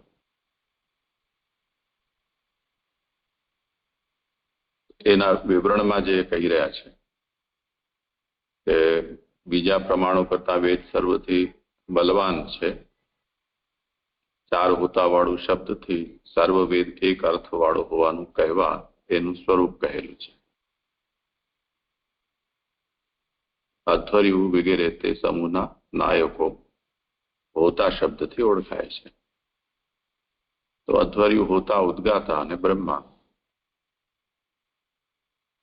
આજે પંચવિધ યજ્ઞો થાય છે, અગ્નિહોત્ર વગેરે, એ યજ્ઞની અંદર આ 4 વેદના પ્રતિનિધિ રૂપ 4 હોતા હોય છે. એમાં જે અધ્વર્યુ હોય છે એનું કામ મંત્રોચ્ચાર કરવાનું હોય. પછી જ્યારે સ્વાહા એવું બોલે તે વખતે હોતા છે હોમ કરે. તો અગ્નિમાં જે હોમ કરનારો છે એ હોતા કહેવાય. ઉદ્ગાતા જે છે એ સામગાન કરે છે, સામ મંત્રોનો ઉચ્ચાર ઉદ્ગાતા કરતો હોય છે. અને બ્રહ્મા એ આખા યજ્ઞની દેખરેખ કરનારા હોય છે. એટલે 4 વેદોના જ્ઞાતા 4 પ્રતિનિધિઓ હોય, એનાથી એ વેદ વૈદિક યજ્ઞ છે સંપન્ન થાય છે. એટલે વિભાગ થઈ જવાથી એક વેદની શાખા વાળો કે એક વેદ વાળો છે ઋગ્વેદી કોઈ યજ્ઞ કરતો હોય તો એનાથી બાકીનો વેદ અસંસ્પૃષ્ટ ન રહી જાય, કેમ કે એ વેદના પણ પ્રતિનિધિઓ કોઈને કોઈ રૂપમાં ત્યાં હોય છે અને તે મંત્રો વગેરેનો પણ ત્યાં વિનિયોગ હોય છે.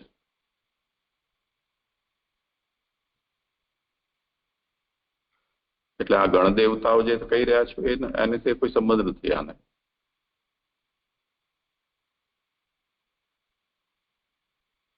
બીજું, એટલે યજ્ઞના વિસ્તાર થાય તે માટે, એટલે વેદની રક્ષા અને યજ્ઞની રક્ષા માટે જ આપણે આ કામ કર્યું. એક વેદને 4 પ્રકારનો કર્યો.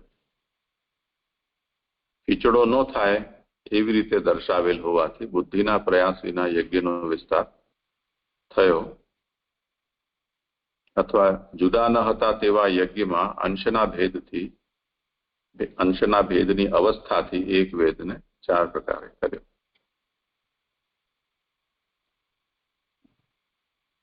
એટલે આ 4 વેદો છે એમાં કોઈને એવી આવશ્યકતા ન પડે કે જેણે જે વેદ ભણ્યો હોય તો એને અમુક અંશ માટે બીજા વેદનો સંદર્ભ લેવો પડે, એવી આવશ્યકતા ન રહી જાય. એવી રીતે આ વેદનો વિભાગ થયો છે.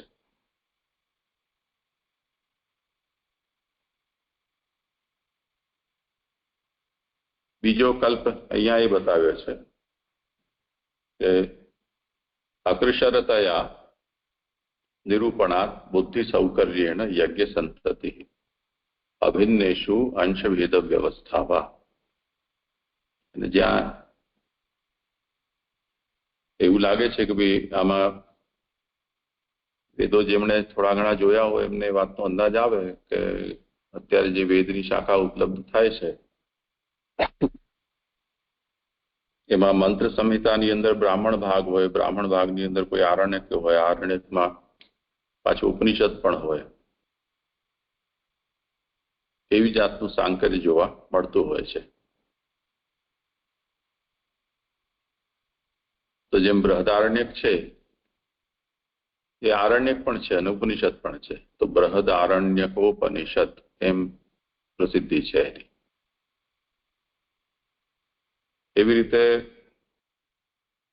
મહાનારાયણ ઉપનિષદ છે, અમારા યજુર્વેદનું જ છે, પરંતુ ઉપનિષદનો મોટો ભાગનો મંત્રો છે એ સંધ્યા કર્મની અંદર એનો વિનિયોગ અમારે ત્યાં કરવામાં આવ્યો છે.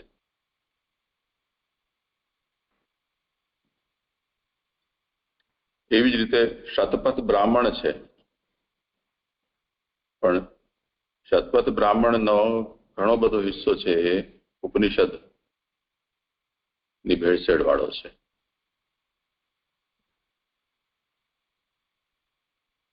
તો હવે એ સ્થિતિમાં સાંકર્ય ક્યાંક તો દેખાય છે એવું કોઈ આક્ષેપ કરે તો અહીંયા એ વાત કહેવામાં આવી રહી છે કે જુદા ન હતા તેવા યજ્ઞમાં અંશના ભેદની અવસ્થાથી એક વેદને 4 પ્રકારે કર્યો. તો યજ્ઞ જે છે એ તો એકરૂપ જ છે, યજ્ઞમાં કોઈ ભેદ નથી, પણ એમાં અંશનો ભેદ અથવા અવસ્થાનો ભેદ એ રીતે આ વ્યાસજીએ વ્યવસ્થા કરી.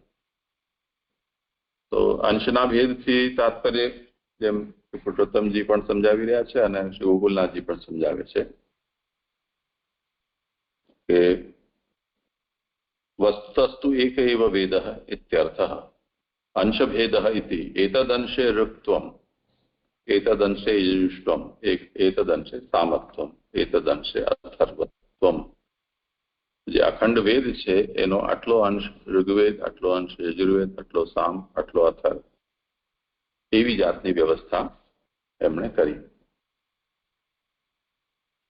આવું પણ વેદના વિભાજનમાં કરવામાં આવ્યું છે.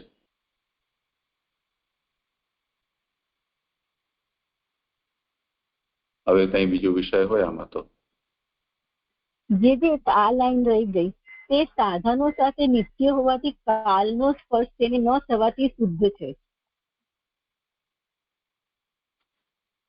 ક્યાં છે? ત્રીજી લાઈન છે, જે બીજા પેરેગ્રાફ 10 હોતા 4 વાળી લાઈન છે, ત્રીજી. હા, એટલે એ તો આપણે તરુબેને સ્પષ્ટતા કરી છે કે આ વિષ્ણુ સ્વરૂપ છે અને વૈદિક હોવાને કારણે આને જે કર્મ એવું નામ આપ્યું છે એ કેવલ નામ માત્ર છે, પરંતુ વસ્તુતઃ તો એ ભગવદ રૂપ જ છે. એ કારણે એ નિત્ય છે અને એને કોઈ કાલનો સ્પર્શ થતો નથી, તેથી એ શુદ્ધ છે. હા જી, દંડવત પ્રણામ.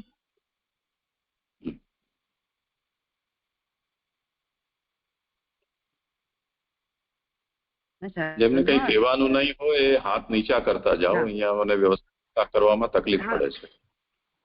હા, હવે મારું થઈ ગયું સરદો. અહીંયા આ કહ્યું કે શુદ્ધ વૈદિક કર્મ જોઈને પ્રજાના 4 હોતા વાળું તો શુદ્ધ વૈદિક કર્મ જોઈને બ્રહ્માજીને એવું થયું કે આ જે અધિકારી છે કલયુગમાં તે ન રહી જાય, ભલે હીન છે, એના માટે એમણે વેદના વિસ્તાર કરીને વિભાગ કર્યા.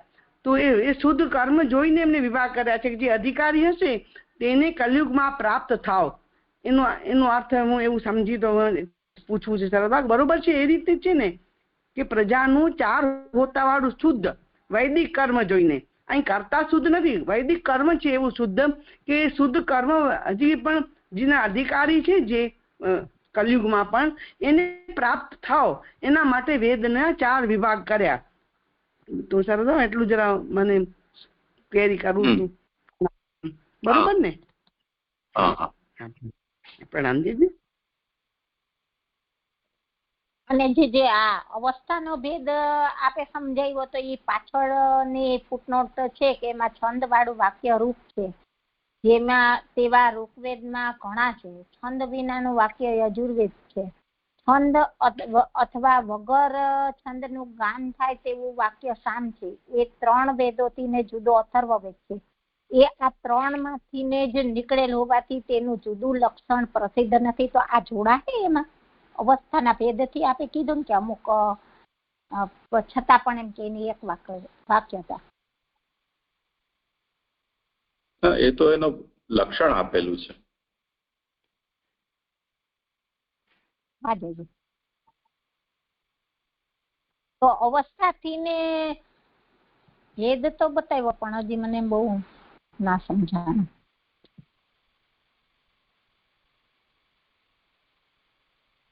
અવસ્થા છે કે વ્યવસ્થા છે? છેલ્લે છે છેલ્લી લીટી અંશના ભેદથી અવસ્થાથી એક વેદની 4 પ્રકારે કરે. એને વ્યવસ્થા લખી દો ને, આ ભ્રામક છે. હાજી શરદ બાબા. દંડવત પ્રણામ છે. મારા શ્લોક સંપન્ન થયા. દંડવત પ્રણામ. આગળ મીનાબેન છે.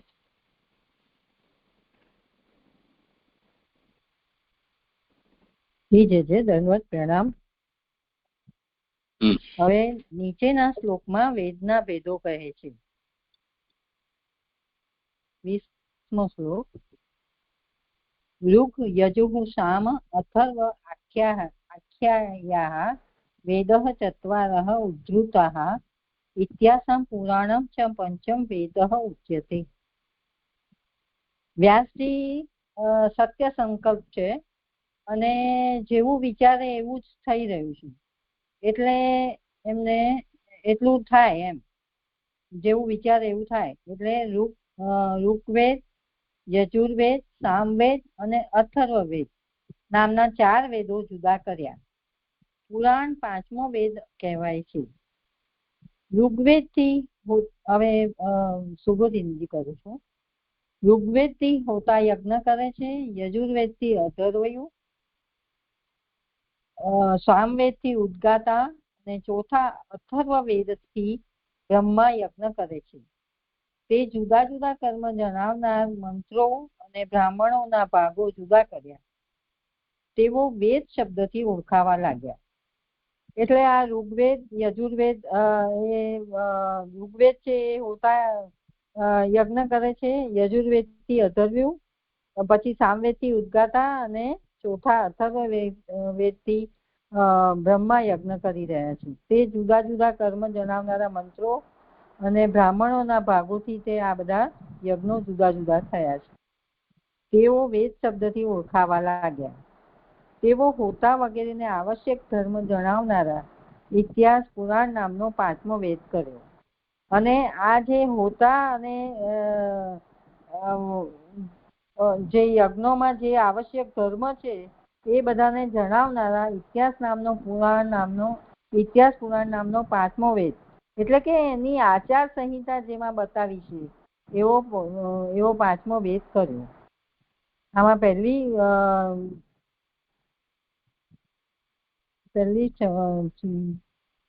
ફૂટનોટ છે. છંદવાળું વાક્ય રૂપ છે તેવા ઋગ્વેદમાં ઘણા છે. છંદ વિનાનું વાક્ય યજુઃ છે. છંદ અથવા વગર છંદનું ગાન થાય તેવું વાક્ય સામ છે. એટલે કે છંદવાળું જે વાક્ય, છંદ ઋગ્વેદમાં છંદો છે, પછી છંદ વિનાનું જે છે એ યજુર્વેદ છે, અને છંદ વગરનું અથવા તો છંદ સાથેનું જે ગાન છે તેવું સામવેદ છે. અને એ 3 વેદોથી જુદો અથર્વવેદ છે. અને તે આ 3માંથી જ નીકળેલ હોવાથી તેનું જુદું લક્ષણ પ્રસિદ્ધ નથી.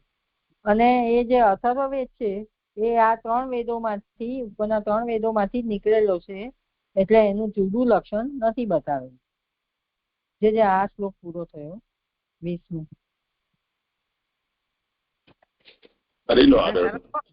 શારદા પ્રણામ. એટલી વેદ ત્રય કહી છે.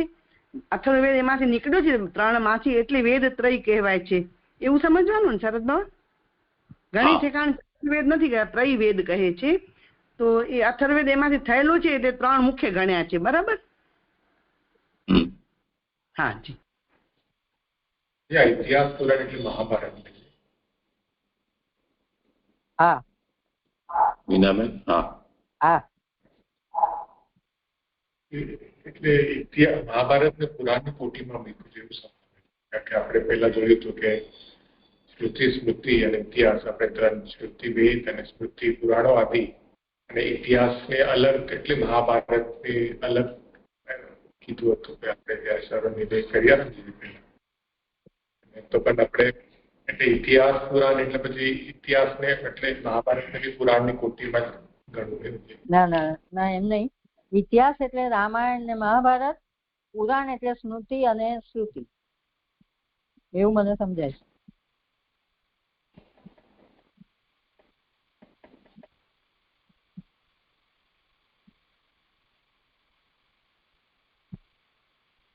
ઇતિહાસ એટલે રામાયણ અને મહાભારત, અને પુરાણ એટલે સ્મૃતિ અને શ્રુતિ. એની એવું નથી, શ્રુતિ સ્મૃતિ અલગ વસ્તુ છે અને પુરાણ અલગ છે. હવે અહીંયા એટલું ઓર સમજવું પડશે કે ઇતિહાસ પુરાણંચ પંચમો વેદ ઉચ્યતે. આમાં ઇતિહાસ પુરાણને એનો સમાસ કરેલો છે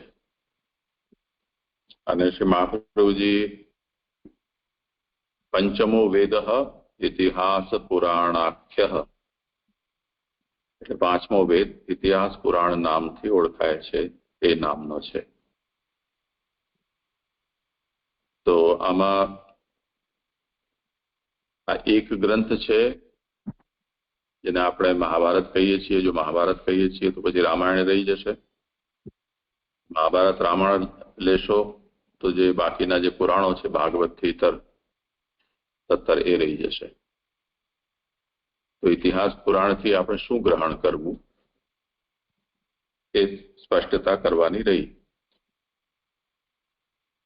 તો આગળ આ વાત કહેવામાં આવશે જ 25મા શ્લોકમાં જ મહાભારતના સંદર્ભમાં કે સ્ત્રી શૂદ્ર દ્વિજ બંધુ નામ ત્રયીના શ્રુતિ ગોચરા ઇતિ ભારતમાખ્યાનમ કૃપયા મુનિના કૃતમ. તો એમણે મહાભારત કર્યું.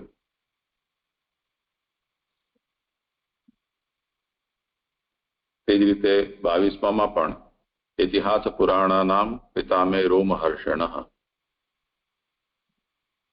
રોમહર્ષણ છે ઇતિહાસ અને પુરાણના જાણકાર થયા.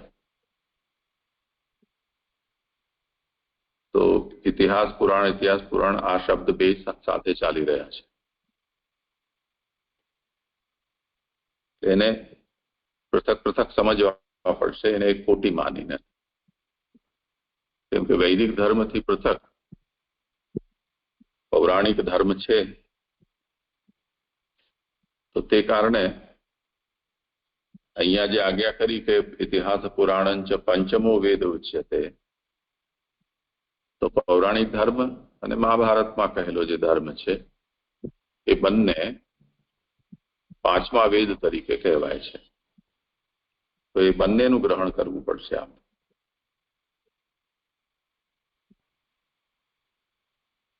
સમજાયું ને? રામાયણ તો કાવ્યમાં ગણશે, ભલે ગમે તેમાં કહેવાશે, પણ ઇતિહાસ તો છે ને. પાંચમો પુરાણ કહે છે તેનો પ્રતિનિધિ પહેલા ચારમાં પ્રતિનિધિ છે,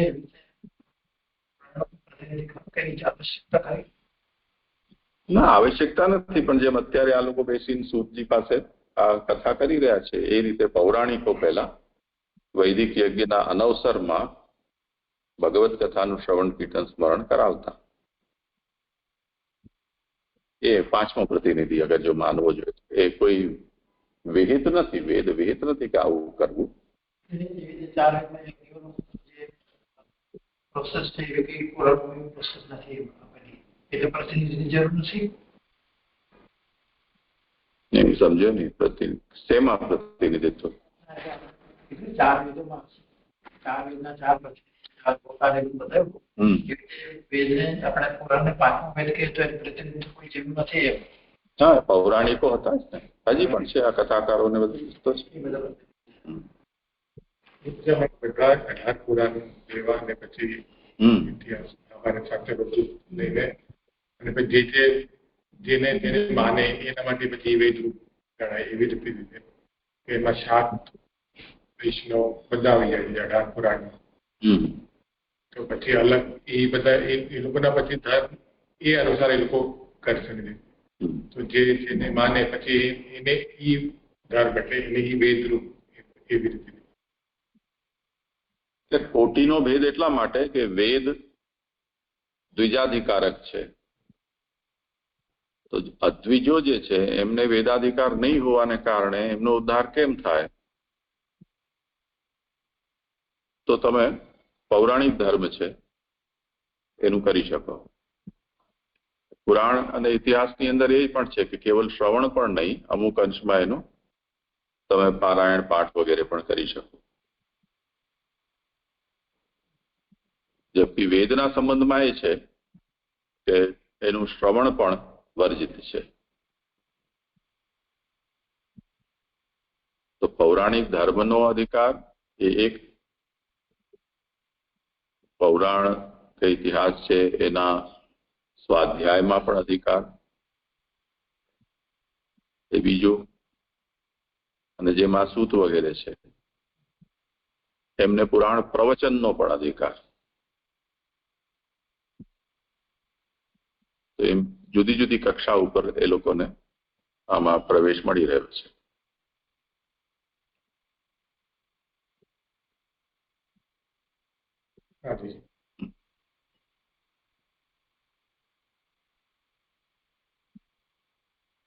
કરો ભલે આગળ. જુદા જુદા ઋષિઓમાં વેદના ભાગોનું સ્થાપન કરવા માટે નીચેના શ્લોક કહે છે. તત્ર ઋગ્વેદ ધરઃ પૈલઃ સામગ્રઃ જૈમિનિઃ કવિઃ વૈશંપાયન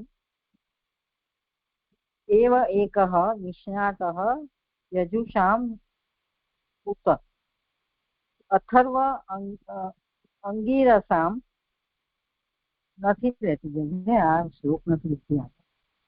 તેમાં ઋગ્વેદને ધારણ કરનાર પૈલ, સામનું ગાન કરનાર કવિ જૈમિની અને યજુર્વેદના મંત્રોમાં પ્રવીણ એકલા વૈશંપાયન જ થયા. આંગી રસોમાંના દારૂણ મુનિ સુમંતુ અથર્વેદને અને મારા પિતા રોમહર્ષણ ઇતિહાસ અને પુરાણોને જાણનાર થયા.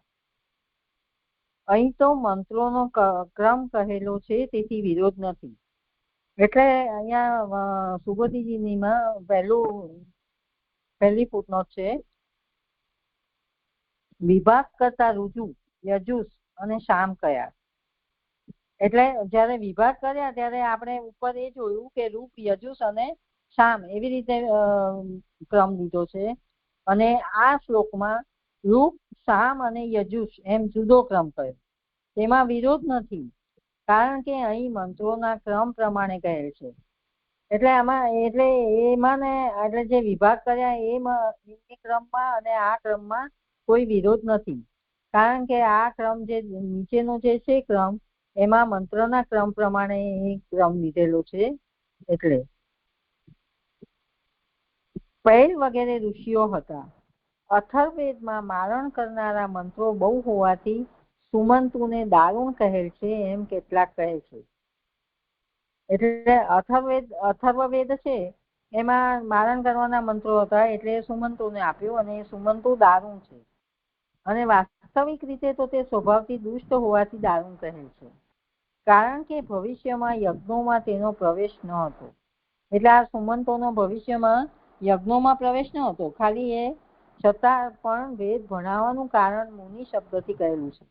કારણ કે એને મુનિ શેના માટે કહેલા છે? કારણ કે એ વેદ ભણાવી શકે, ભણાવતા હતા. ઇતિહાસ અને પુરાણોના સર્વ અધિકાર જણાવવા રોમહર્ષણ કહેલ છે, અને ઇતિહાસ અને પુરાણના અધિકારી રોમહર્ષણ છે. આ શ્લોક પણ પૂરો થયો.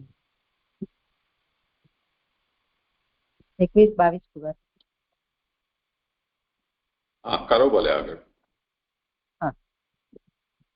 તે પાંચેય પોતાના ભાગના ઘણા વિભાગ કરી જુદા જુદા કર્યા એમ નીચેના શ્લોકમાં કહે છે. તે એતમ ઋષય વેદમ સ્વમ સ્વ વ્યસન અનેકધા શિષ્યૈઃ પ્રશિષ્યૈઃ તત્શિષ્યૈઃ વેદાઃ તે શાખિનઃ અભવન. તેમના શિષ્યોથી અને તેમના શિષ્યોથી શાખાવાળા થયા. તેઓ ઋષિ હોવાથી વિભાગ કરી વિસ્તાર કરે તેમાં દોષ નથી. તેમના શિષ્યો જુદી જુદી શાખાઓના શાખાવાળા થયા. આ 23મો શ્લોક પણ પૂર્ણ થયો. લઈ લો જે આગળ. હા, લઈ લો. ઘણા પ્રકારે વિભાગ થવા છતાં પણ એક શાખા પણ યાદ રાખવી અશક્ય થઈ એમ નીચેના શ્લોકથી કહે છે. त एव वेदाः दुर्मेधैः धार्यन्ते पुरुषैः यथा एवं चकार भगवान व्यासः कृपणः वत्सलः. બુદ્ધિ વિનાના પુરુષો પણ તે જ વેદો બરાબર યાદ રાખી શકે એવી રીતે દયાળુ ભગવાન વ્યાસે વિભાગ કર્યા. દુર્મેધૈ બુદ્ધિ વિનાનાઓ પણ અર્થનું જ્ઞાન ન હોવા છતાં પણ યથા એટલે કે બરોબર, સમાન વગેરે લક્ષણોથી લાંબા સમય સુધીના અભ્યાસથી કોઈ પણ પ્રકારે યાદ રાખે એવો અર્થ છે. એટલે જે બુદ્ધિ વિનાના હોય, જેને અર્થનું પણ એના અર્થનું પણ જ્ઞાન ન હોય, છતાં પણ તે બરોબર અને પેલા જે બુદ્ધિવાળા માણસો જે રીતે ગ્રહણ કરે એ રીતે અને લાંબા સમય સુધી એનો અભ્યાસ, એટલે કોઈ પણ રીતે એ અભ્યાસ કરીને એને યાદ રાખી શકે એવો અર્થ છે. એમાં પહેલી ફૂટનોટ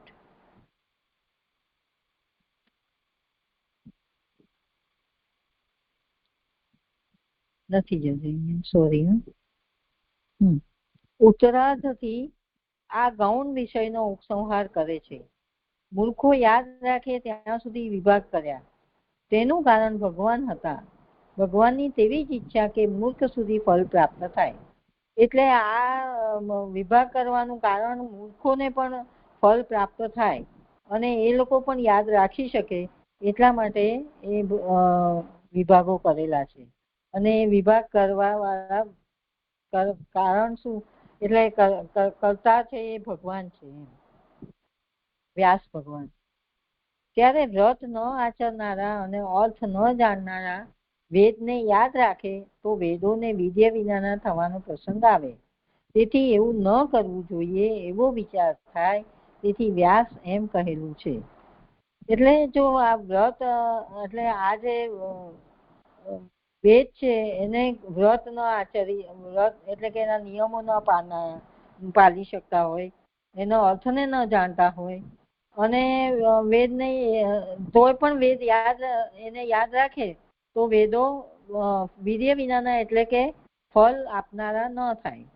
એટલે આવા વિભાગ ન કરવા જોઈએ એવો કદાચ વિચાર આવે તો એ વ્યાસ ભગવાન છે એવું કહેલું છે. વ્યાસ હોવાથી તેમણે તેમ કર્યું એવો અર્થ છે.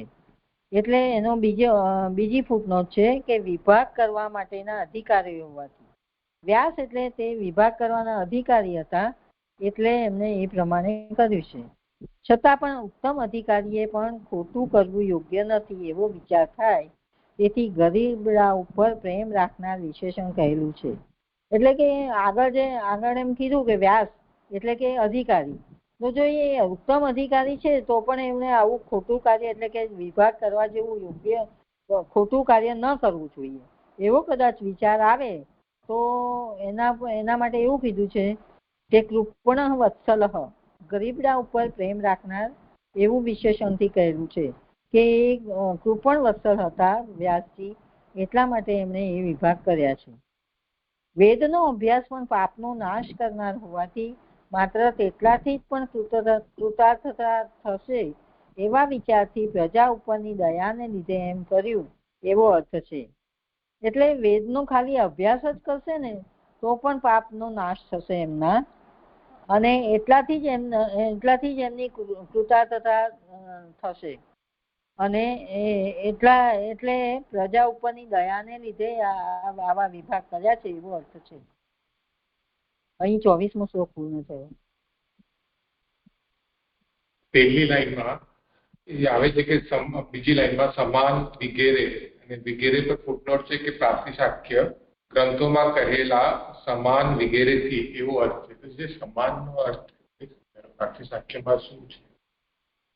એટલે મને એવું લાગે છે કે પ્રાતિશાખ્ય એટલે દરેક શાખામાં એક શાખાના અર્થ એક સમાન જ છે એમ, એનું તાત્પર્ય એક જ છે, સમાન, એવું સમજાય છે.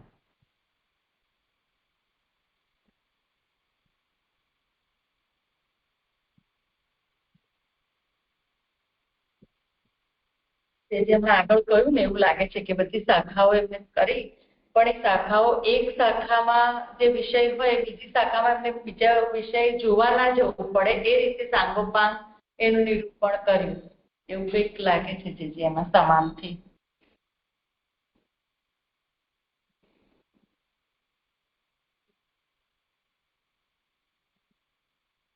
એક નિરૂપણ બધામાં કરવાનું મતલબ શું?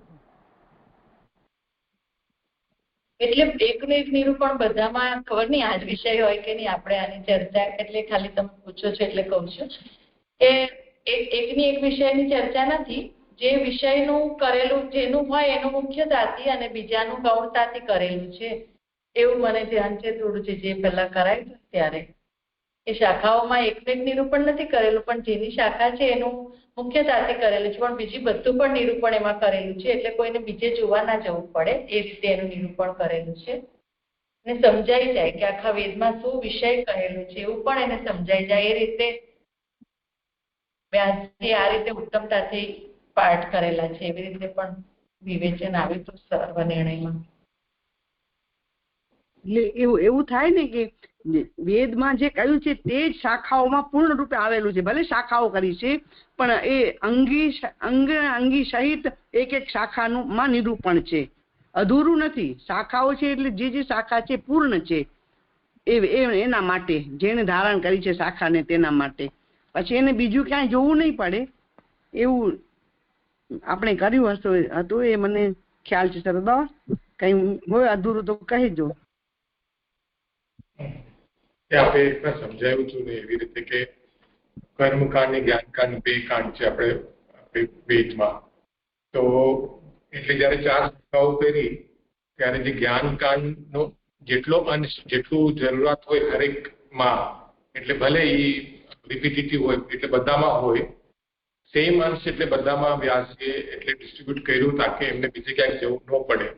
એટલે આ જે જ્ઞાનકાંડ જે છે એને જેની જરૂરિયાત છે હરેક શાખામાં ચાલે વેદમાં એની પૂર્તિ ત્યાં બધામાં આવી ગઈ છે.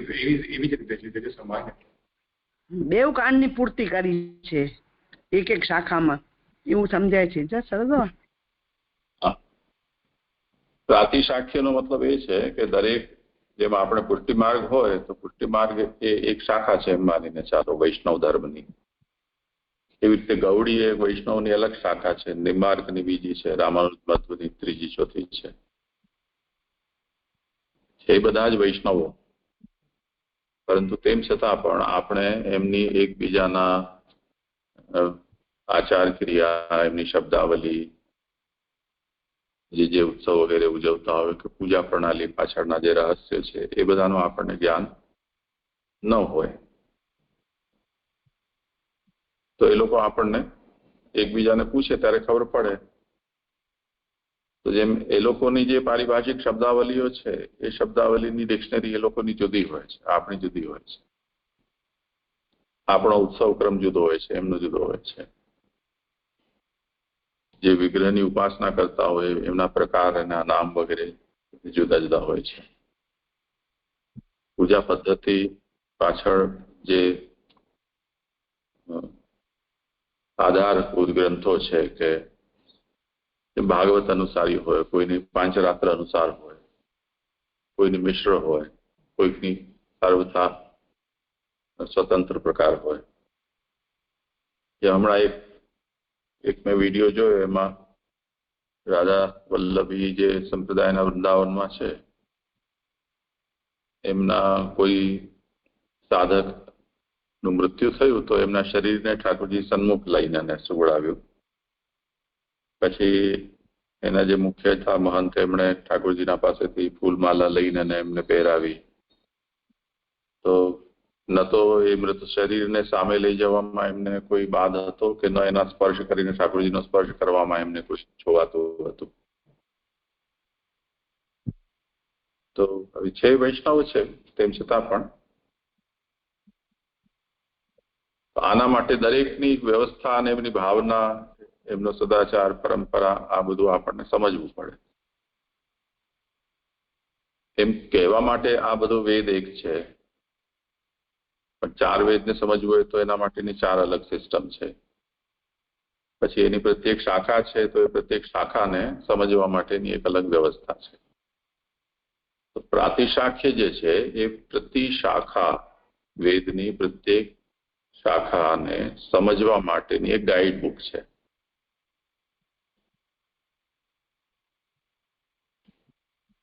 તો જેમ તૈત્તરીય અમારી શાખા છે તો એનું તૈત્તરીય પ્રાતિશાખ્ય એક જુદું છે, 12 અધ્યાય.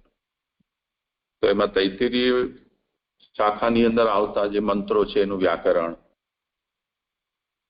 એની પદ્ધતિ, એનો ક્રમ, વૈદિક કર્મોનો, આ બધી વસ્તુઓ છે આપણને એમાં પ્રાપ્ત થાય. તો એની અંદર એનો જે પ્રથમ મંત્ર છે અથવા તો એનું જે પ્રથમ સૂત્ર છે એ સૂત્રનો જ આ અહીંયા સંદર્ભ આપીને શ્રી મહાપ્રભુજી આજ્ઞા કરી રહ્યા છે કે સમાન, એ એકચ્યુઅલી સમાનની જગ્યાએ સમામના છે. અથવા વર્ણ સમામનાય, આ એનો પ્રથમ સૂત્ર છે. હવે વર્ણની સમામના એટલે વર્ણાનામ સમામનાયો વર્ણ સમામનાય, એ હવે એમ તમને કહી રહ્યા છીએ. એમ કરીને જેમાં સાધુ બ્રહ્મ જિજ્ઞાસા એમ પ્રથમ સૂત્ર છે એમ આમનું અથ નવાદિત સમાનાક્ષરાણી બીજો સૂત્ર છે. હવે નવ આદિત સમાન અક્ષરાણી, હવે આ સમાન અક્ષરો છે એ શું છે એ પછી અથ સ્થિતિ સંજ્ઞાધિકારાર્થ અસ્મિન વર્ણ સમામનાએ, આ જે વર્ણ સમામના છે એમાં આદિત આરભ્ય નવવર્ણા, શરૂથી કરીને 9 વર્ણો છે એ સમાનાક્ષર સંજ્ઞા ભવંતી, એમની સંજ્ઞા સમાન ગણાશે. એ સંજ્ઞા શું કે આ એટલે રસ્વ, દીર્ઘ અને પ્લુત, આ એક થઈ. તો સંજ્ઞાયા પ્રયોજનમ દીર્ઘમ સમાનાક્ષરે સવર્ણ પરે ઇત્યાદિ નनु ઈદૃશી મહતી સંજ્ઞા કિમર્થઃ તો શિક્ષાદિશાસ્ત્ર પ્રસિદ્ધિ અનુરોધાય ઇતિ બ્રૂમઃ. એમ કરીને આ પ્રત્યેક જે શાખા છે એનું શબ્દશાસ્ત્ર અને પ્રયોગશાસ્ત્ર, આ બધી જ વસ્તુઓ તે શાખા માટે જેટલું જરૂરી તે વખતે જણાવ્યું હશે તે વખતે ઋષિઓએ એને પ્રસિદ્ધ કર્યું. તો આ પ્રાતિશાખ્ય છે. ઓહો જી, આ પહેલી ફૂટ નો સમજાયું હોય છે જ નહીં કોઈ નાથી. ના, બધું અપ્રચલિત છે. હા, ત્યાં તો કેવલ એટલી જ વાત છે કે પ્રાતિશાખ્ય શું વેદત્તમ શ્રુતિત્તંચ પ્રતીયતે અર્થતઃ કર્તૃતશ્ચાપી, એટલે પ્રાતિશાખ્ય છે એની વેદમાં અંતર્ભાવ છે કે નહીં, એને કઈ કોટીમાં ભણવું, એ પ્રમાણ પ્રકરણની અંદર આ વિષયની ચર્ચા થઈ હતી. તો કેમ કે પ્રાતિશાખ્યની અંદર સ્વર સહિત પણ મંત્ર વગેરેનું નિરૂપણ છે. તો જો સ્વર સહિત છે તો તે સ્થિતિમાં એની વૈદિક વેદ રૂપતા આવી જશે, પણ તે જ રીતે એના વૈદિક પ્રયોગો સંબંધી એમાં ઘણું બધું નિરૂપણ છે. તો એનું શું સમજવું? તો અર્થતઃ અને પાઠતઃ એનું વેદત્વ છે, અન્યથા એ સ્મૃતિ છે. એ રીતે ત્યાં વાત સમજાવી છે. બહુ ગહન વિષય છે બાબા, તો બહુ ગહન વિષય. ગહનનો મુદ્દો નથી, આપણે લાગતું વળગતું નથી એટલે પ્રાસંગિક નથી આપણા એટલે. હા, ચાલો ભલે આગળ.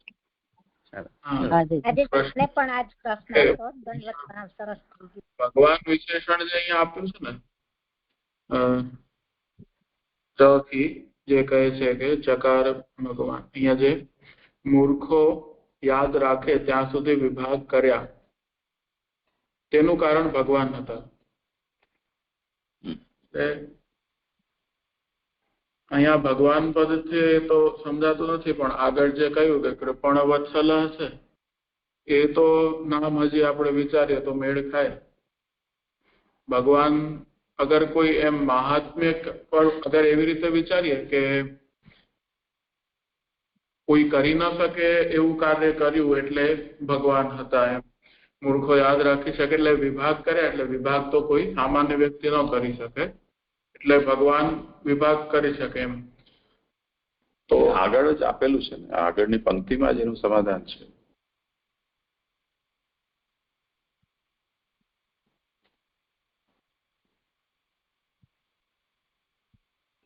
એવમ ચકાર ભગવાન વ્યાસ કૃપણવત્સલ. કૃપણવત્સલ એવા ભગવાન વ્યાસે આવું કર્યું. શું કર્યું? કે મૂર્ખ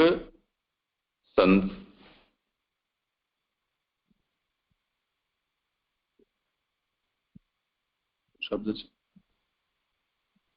મૂર્ખ સંધારણ પર્યંતમ એવમ ચકાર એવમ કૃતવાન.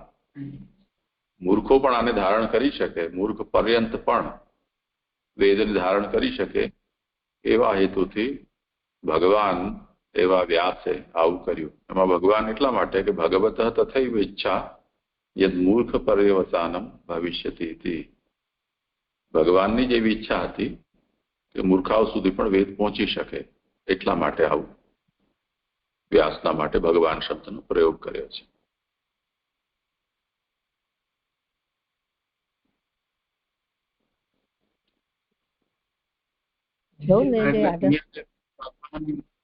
વ્યાસ કૃપણ વત્સલ એટલે એમ પૂરું લઈએ તો એમ વધારે બેસે એવી રીતે. અહીંયા ખાલી ભગવાન હતા એટલું જે કહ્યું એટલે એની જગ્યાએ એમ વિચારી શકે ને કે આખું ભગવાન વ્યાસ એ કૃપણ વત્સલ.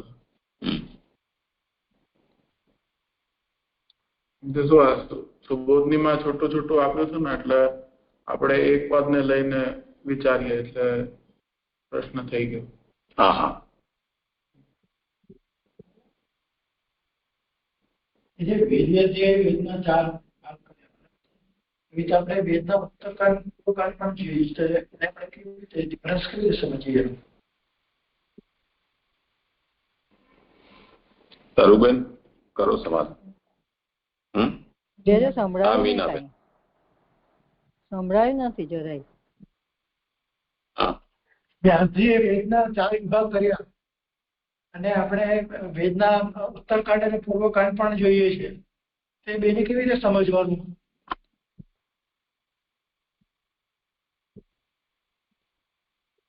એટલે જે ચાર વેદો કર્યા એમાં આગળ આવ્યું ને, આપણે આગળના શ્લોકમાં કહ્યું તો ખરું કે ઋગ્વેદમાં જે છે એ છંદ વાળું વાક્ય છે, પછી છંદ વિનાનું વાક્ય છે એ યજુર્વેદ છે, અને છંદ સાથે અને છંદ વગરનું કામ છે તે સામ છે, અને ત્રણેય વેદોથી જે જુદો છે એ અથર્વવેદ છે.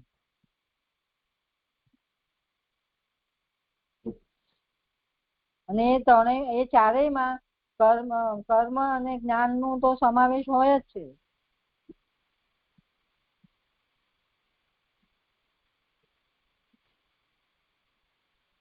તમારો પ્રશ્ન હજી સમજ્યા નથી. મારો પ્રશ્ન એમ છે કે વેદવ્યાસજીએ વેદના ચાર વિભાગ કર્યા, બરાબર છે, અને આપણે વેદને બે વિભાગમાં પણ જોઈએ છે, કર્મકાંડ અને જ્ઞાનકાંડમાં કે ઉપનિષદ તરીકે. તો એને આનો સમન્વય કેવી રીતે કરવો એમ? મને નહીં સમજાવતા ફાવે. દરેકમાં કર્યું છે સંહિતા, બ્રાહ્મણ ને ઉપનિષદ એવી રીતે દરેકમાં કર્યું છે ને, એટલે ઉપનિષદ એટલે બધામાં વેદાંત આવી જ ગયું ઉપનિષદ કરતા, અને સંહિતા, બ્રાહ્મણ અને આરણ્ય એ ત્રણ કર્યા છે, એમાં પૂર્વકાંડ વિષય આવી જાય, એવી રીતે સમજી શકાય, સમન્વય કરી શકાય.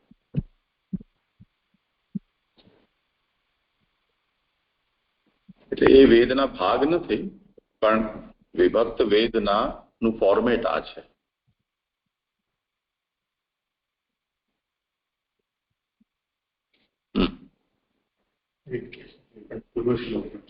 સમજતા મને વાર લાગે એટલે વિષય નીકળી ગયો. કરો કે એ જે મારણ કરવાના મંત્ર એટલે શું એને સમજાડો, અને જે સુમંતનું આવ્યું એ એમને કઈ દુષ્ટ બુદ્ધિવાળા હતા તો એમને ભણાવવાની શું જરૂર પડી? એક એમને ઋષિ હતા એટલે બીજા ઋષિ ન મળ્યા એટલે એમને ભણાવવું પડ્યું. અને હશે એમનો સુમંતોનો ઇતિહાસ શું છે મને અત્યારે ઉપસ્થિત નથી, જોઈએ તો કંઈક હશે એવી મજબૂરી, માથે પડેલા મફતલાલ જેવું હોય તો બીજું શું કરવાનું. મારણ કરવાના મંત્ર એટલે કોઈનું અનિષ્ટ થાય એના માટે.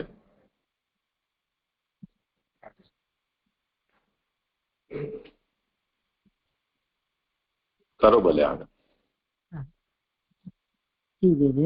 નીચેના શ્લોકથી બીજાઓ માટેનો ઉપાય કહે છે. બીજાઓ માટેની પહેલી ફૂટનોટ છે કે બીજાઓ એટલે વેદનું શ્રવણ કરવાના અધિકાર વિનાનાઓ. એના માટેનો આ ઉપાય કહી રહ્યા છે આ શ્લોકમાં. સ્ત્રી ક્ષુદ્ર દ્વિજ બંધુ નામ ત્રયી ન શ્રુતિ ગોચર કર્મ શ્રેયસી મૂઢાનામ શ્રેય એવં ભવેત ઇહ ઇતિ ભારતમ આખ્યાનમ કૃપયા મુનિના કૃતમ. સ્ત્રીઓ, ક્ષુદ્રો, શૂદ્રો અને દ્વિજ બંધુઓથી વેદનું શ્રવણ થાય નહીં. તેથી કર્મથી પ્રાપ્ત થાય તેવા કલ્યાણમાં મૂઢોનું આ વિષયમાં કલ્યાણ થાય આ પ્રકારે થશે એમ વિચારીને મુનિએ કૃપાથી મહાભારતનું આખ્યાન કર્યું. વેદમાં સ્ત્રીઓનો ઉપયોગ યજ્ઞ દ્વારા થાય. વીર વિનાની સ્ત્રીઓથી તો તે પણ થતો ન હોવાથી 3 વર્ણવાળાની સ્ત્રીઓને પણ વેદનું શ્રવણ કરવાની મના છે.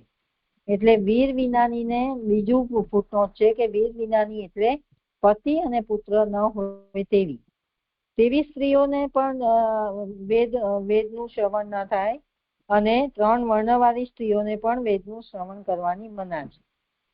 હવે સ્વતંત્ર શૂદ્રોને પણ મના છે.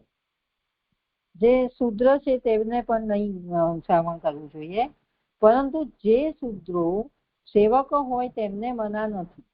કારણ કે 3 વર્ણવાળા યજ્ઞ કરનારાઓના સેવકો તેમનું અન્ન ખાઈને વેદના કાર્યમાં ઉપયોગી થતા હોય તેઓને ઉપરથી વેદનું શ્રવણ થવાનું જરૂરી છે.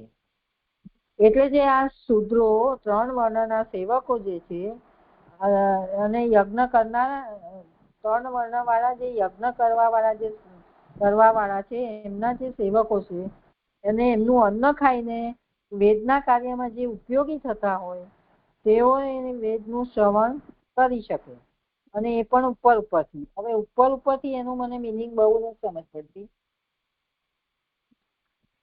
દ્વિજ બંધુઓ એટલે કુંડો. ગોલકો અને સંસ્કાર વિનાના દ્વિજોને પણ વેદનું શ્રવણ કરવાનો અધિકાર નથી.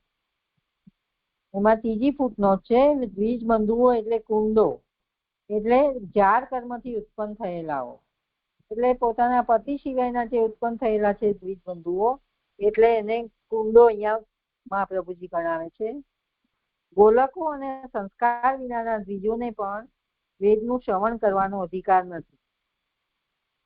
એટલે ગોલકો એટલે પણ મને નથી સમજ પડતી. અને સંસ્કાર વિનાના જેનો સંસ્કાર નથી થયો દ્વિજ ધારણ એટલે જનોય જેને ધારણ નથી કરી એવા દ્વિજોને પણ વેદનું શ્રવણ કરવાનો અધિકાર નથી. ગોચર શબ્દ સદા નર જાતિનો છે. કેટલાક વૈદિક પ્રયોગ હોવાથી ગોચરા એવો પાઠ લે છે. આ પણ નથી સમજ પડતી. કર્મ શ્રેયસી કર્મથી પ્રાપ્ત થાય તેવા પુત્ર સ્વર્ગ વગેરે રૂપ કલ્યાણમાં મૂઢો સાધનના જ્ઞાન વિનાનાઓનું કલ્યાણ આ પ્રકારે એટલે મનમાં વિચારેલા પ્રકારથી ઇહ આ જ વિષયમાં થશે એમ વિચાર્યું. એટલે ઉપર જે બધા ગણાવ્યા તે લોકોના એટલે જે કર્મથી પ્રાપ્ત થઈ રહ્યા છે પુત્ર સ્વર્ગ વગેરે એના કલ્યાણમાં પછી મૂળોના સાધનના જ્ઞાન વિનાનાઓનું કલ્યાણ એટલે કે જે મૂળ લોકો છે એ લોકોનું અને જે સાધન વિનાના છે જ્ઞાન વિનાના છે તેઓનું કલ્યાણ આ પ્રકારે જ એટલે કે આ જે પંચમ પુરાણ પંચમ વેદ વ્યાસજીએ રચ્યો એનાથી જ આ જ વિષયથી થશે એમ એમણે વિચાર્યું. જો કે અલૌકિક પ્રકારે વેદ પ્રાપ્ત થાય તેવું ફળ પણ અલૌકિક છે. છતાં પણ બીજા સાધનથી તે પ્રાપ્ત થતું નથી. એટલે વ્યાસજીએ એવું પણ વિચાર્યું કે જો આ લૌકિક જે વેદ છે, એટલે જે આપણે વેદના કર્મ કરીએ છીએ તેનાથી જે ફળ પ્રાપ્ત થાય છે તે તો અલૌકિક છે, અને એ જે અલૌકિક ફળ પ્રાપ્ત થાય છે તે બીજા કોઈ સાધનથી પ્રાપ્ત થાય તેવું નથી. એની 5મી ફૂટનોટ છે કે આ ભાગથી વ્યાસે મનમાં વિચારેલો વિષય કહેલ છે. એટલે એમને મનમાં આવું વિચાર્યું કે આ જે યજ્ઞ કરવાથી જે ફળ અલૌકિક ફળ પ્રાપ્ત થાય છે તે આનાથી નહીં થાય, છતાં પણ બીજા સાધનથી તે પ્રાપ્ત થતું નથી. તો પણ પુરાણમાં પણ ભટ્ટો માને છે તેમ અર્ધલૌકિક ધોરણથી અથવા અલૌકિક ધોરણથી ભારત વગેરે કાર્ય સિદ્ધ થશે, વગેરેથી કાર્ય સિદ્ધ થશે એવો ભાવ છે. એટલે જે પુરાણોમાં જે ભટ્ટો માની રહ્યા છે એને એક્ઝામ્પલથી સમજાવી રહ્યા છે કે જો એ લોકો એવું માને છે કે અર્ધલૌકિક ધોરણથી અથવા અલૌકિક ધોરણથી ભારત વગેરેથી કાર્ય સિદ્ધ થશે. એટલે જે પુરાણો કે એટલે મને આ 6મી ફૂટનોટ લઈ લઉં છું જેથી પહેલા. ભટ્ટોના મત પ્રમાણે લૌકિક ક્રિયારૂપ યજ્ઞ અલૌકિક અપૂર્વ રૂપ ક્રિયાવાળો હોવાથી અર્ધલૌકિક છે, તેમ પુરાણો અને ભારતના સર્વ અધિકારીઓ હોવાથી અને તે વેદના વ્યાખ્યાન રૂપ હોવાથી અર્ધલૌકિક રીતે તે ફળ પ્રાપ્ત કરાવે છે. એટલે એમ કહી રહ્યા છે કે જે આ ભટ્ટો એવું જે મીમાંસકો છે પુરાણોના, એ લોકો એવું માને છે કે જે આ લૌકિક ક્રિયારૂપ યજ્ઞ છે એ અલૌકિક અપૂર્વ ક્રિયાવાળો હોવાથી અર્ધલૌકિક છે, એટલે એનું ફળ એવી રીતે મળશે. અને તેથી એમ કે વ્યાસજી પણ એવું વિચારી રહ્યા છે કે આ પુરાણથી પણ એટલે આ 5મ પુરાણથી પણ એ બધા જ એના અધિકારી હોવાથી તે વેદના વ્યાખ્યાન રૂપ છે આ પુરાણ, તેથી અર્ધલૌકિક રીતે પણ તે ફળ તો પ્રાપ્ત કરાવશે એવો અભિપ્રાય બાંધીને વ્યાસે જે કર્યું તે ભારતનું આખ્યાન કર્યું શબ્દોથી કહેલ છે. એટલે વ્યાસજીએ આવું વિચારીને મનમાં વિચારીને એ ભારતનું આખ્યાન કર્યું એવું આ શબ્દોથી કહે છે. ભરતના વંશમાં ઉત્પન્ન થયેલા રાજાઓના સંબંધ વાળું ભારત આખ્યાન એમ કહેલું હોવાથી તે માત્ર ગ્રંથનું નામ નથી પરંતુ બીજા માટે કરેલું છે. એટલે આખ્યાન એટલે એવું કે એને સમજાવતા કહી રહ્યા છે કે માત્ર ગ્રંથનું નામ જ નથી પરંતુ બીજા માટે કરેલું છે. એની 7મી ફૂટનોટ બીજા માટે એટલે કહેવા માટે, બીજાને કહેવા માટે એવું પુરુષોત્તમજી કહી રહ્યા છે. અને નાનુભાઈ એવું કહે છે કે વેદનું શ્રવણ કરવાનો અધિકાર વિનાના લોકો માટે એવો અર્થ જણાય છે. આભાસથી પણ આ અર્થ ઘટે છે. એટલે આભાસથી એવો અર્થ ઘટી નાનુભાઈ એમ કહી રહ્યા છે કે વેદનું શ્રવણ કરવાના અધિકાર વિનાના લોકો માટે આ આખ્યાન કહેલું છે. તેથી ભારતનું શ્રવણ કરવાથી માયા અને મોહ રહેતા ન હોવાથી ધર્મ વગેરેના તત્વનું જ્ઞાન સહેલાઈથી થાય તેવું છે એમ મનન કરવાથી જાણીને બીજાઓના દુઃખનો નાશ કરવાની ઈચ્છાથી રચ્યું એવો અર્થ છે. એટલે કે આ ભારતનું શ્રવણ કરવાથી, ભાગવતનું સ્મરણ કરવાથી પણ શ્રવણ કરવાથી પણ માયા અને મોહ રહેતા નથી અને ધર્મ વગેરેના તત્વનું જ્ઞાન પણ સહેલાઈથી થઈ જાય છે.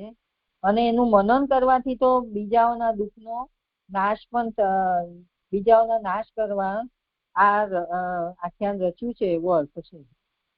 જે આ શ્લોક 25નું સંપૂર્ણ થાય અને મારા શ્લોકનું નિરૂપણ તો પૂરું થયું. દંડવત પ્રણામ. કઈ હોય આમાં વિચારની? હા જે આ મારે ઉપર કહ્યું ને ગોલકો અને સંસ્કાર વિનાના દ્વિજો, એટલે સંસ્કાર વિનાના દ્વિજો એ તો ખબર પડી પણ ગોલકો એ નથી સમજ પડતી. એટલે જેમાં પતિ સિવાયના પુરુષથી પેદા થયેલી સંતતિ કુંડ કહેવાય છે, એવી જ રીતે જે ગોલક પણ એક એ જાતના જ હીન પુત્રની ગણના આવે છે. જી જી એનું કંઈક હતું તો ખરું, અત્યારે મને સ્મરણ નથી આવી રહ્યું. બીજું કઈ વિષય હોય તો.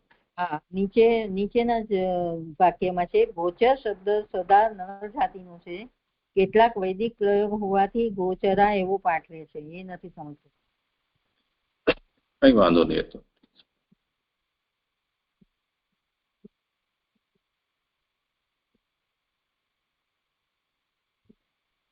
બીજું સ્પષ્ટ કરો ને.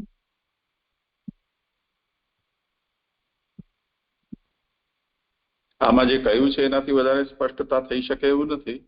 સંસ્કૃત ભાષામાં નિત્ય પુલ્લિંગ છે, તેમ છતાં પણ અહીંયા ગોચરાય એ જાતનો અહીંયા એના માટે સ્ત્રીલિંગનો પ્રયોગ કર્યો છે. એ છાંદસ છે.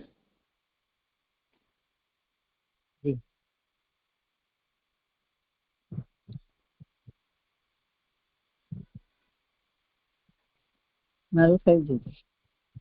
સારું, અહીંયા સમય પણ થયો છે.